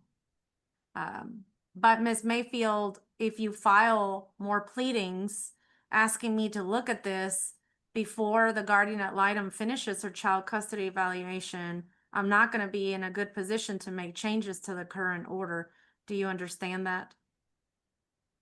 Yes, Your Honor. I need her to do her work, and I need to hear from her or him, whoever is going to be assigned, before I'm able to make further orders. So I'm just going to go ahead and put a placeholder in 6 months. And once I know who the guardian ad litem is, if the guardian ad litem tells me she or he needs a little more time, I can tweak that. But I want to put a date on it for you, Miss Mayfield, and for Dad, so that you all know there's a date that's set. I don't want you to get lost in the shuffle and feel like you don't have an end date to all of this. So that's why I'm going to do it in 6 months. So let's see, 6 months from now looks It's like January, Judge, more or less. right after the holidays. Okay. Correct. And all my long docket settings in January are available. Okay. Okay. So, I have Miss Gonzalez here. Let's go off the record. Miss Gonzalez, you don't have to get on the camera, but Is there a time in January that would work best? Anytime right now. Okay, so That that's, could change in a week or so, though. I know. That's why I'm gonna grab my date now. I'm thinking ahead because I understand how busy we are and how busy our guardian ad litems are. Okay, so how about January 11th? Okay. Give me 1 second, Judge. I'm open, but I just wanted to double check. Okay, let's double check that. How about you, Miss Mayfield? And I will find good cause to do this on Zoom, but it looks like everybody is approves and agrees to Zoom, or do you want it in person? I'm fine with Zoom, Judge, from my perspective. How about you, Miss Mayfield? Do you prefer Zoom? Or do you want to come in person? And also for Sam Murphy, I haven't forgotten you. This hearing will be for you too. Zoom would be perfect for me, Your Honor. Okay. Ms. Mayfield, are you okay with that? Yes, ma'am, I'm okay with that. Okay. So let's do January the 11th. And I'm gonna block out 2 days. I'm gonna block out the 11th and the 12th, and hopefully it doesn't take that long. But in the meantime, you know, maybe before then, maybe you all reach agreements. Nothing is preventing you from reaching agreements, okay? However, Ms. Mayfield, if you may want to at least hire an attorney before you sign anything, agreeing to anything. You might want to do that. Yes, At a ma'am. minimum, on a limited scope, somebody to sit with you and take a look at. Same thing for Sam Murphy, for Dad. Yes, ma'am. All right, then there was the issue of adjudicating parentage, and I never asked this to Miss Mayfield, and we're off the record. You don't dispute that Sam Murphy is the children's father, correct, Miss Mayfield, or am I wrong? No, ma'am, I never disputed the fact. I just with them trying to use.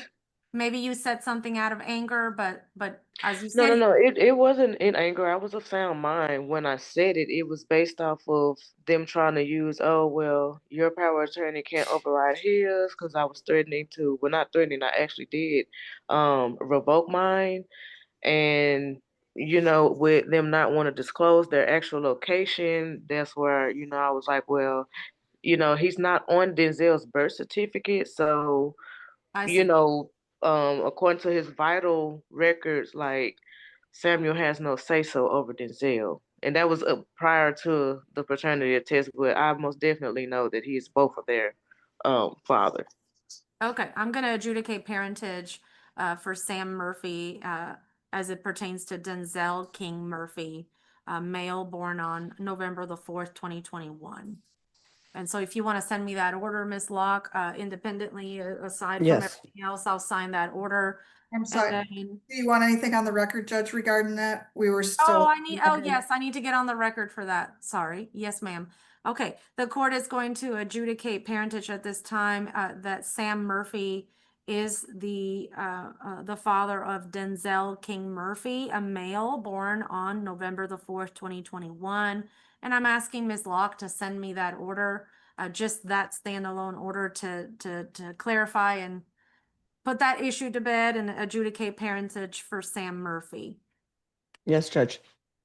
I'll also say on the record that this case is going to be specially assigned to this court, the 261st District Court, and that I am setting it for January the 11th and the 12th for final merits at this time. If that has to be changed later, we'll cross that bridge later. You all may talk, you may reach agreements. The guardian ad litem may be able to provide feedback that may be helpful, but for now, we have that setting. And if you don't reach an agreement, we are gonna see each other on the 11th, and we're gonna get some final orders in place. Thank you, Judge. Thank you, Judge. And Mr. Sam Murphy, of course, you're gonna be part of that as well, and all of these visitation rules apply to you as well. Yes, Judge. Thank you. Equally to both parents. including all of these injunctions with the no substance use. And if you're leaving the South Smoky Bear Road address, that we need either Sally or Todd Murphy. That needs to be equal for both parents. Yes, Okay. ma'am. All right, so we are off the record now. And Ms. Locke, how long do you need to provide that order to me? I can get the adjudication order to you by Friday. The other order, I just need a couple weeks to get done. But the adjudication one I can get done relatively quickly. Okay, I need a timeline for the If you would, if you, for the temporary orders, because if there's any disputes and they don't understand each other, there needs to be an order in place. So I agree, Judge, for just 2 weeks to get it done. So okay, by not this Friday, but the following Friday. okay, If I can get it done sooner, I absolutely will, because I understand the court's concern. okay. And Ms. Mayfield, Ms. Locke is gonna send me the order, and she's gonna copy you because you're representing yourself. And she's gonna copy Sam Murphy as well. That's not an opportunity for you to if you look at the order, let me say it this way. If you look at the order and you say, oh my goodness, this is not what the judge ordered, you can write an email and say, Judge, I disagree with the order and tell me why. But let me tell you that I have taken very detailed notes and I know exactly what my order says. And I'm gonna be reading it and it needs to be exactly what I said. And if it's not what I said, I'm gonna fix it. And that's what I'm gonna enter. Okay, with that being said, you all are excused. And the guardian ad litem will be appointed as quickly as possible. Your visitation, Ms. Mayfield, is not dependent on the guardian ad litem. It starts now when you give notice. I'm just gonna try to get this guardian ad litem up and running as quickly as I can. I'm gonna sign the order right now during my lunch break. Okay, thank you. All right. Thank you, Judge. All right, you all are Thank you. excused. All right, take care. Bye-bye. Bye.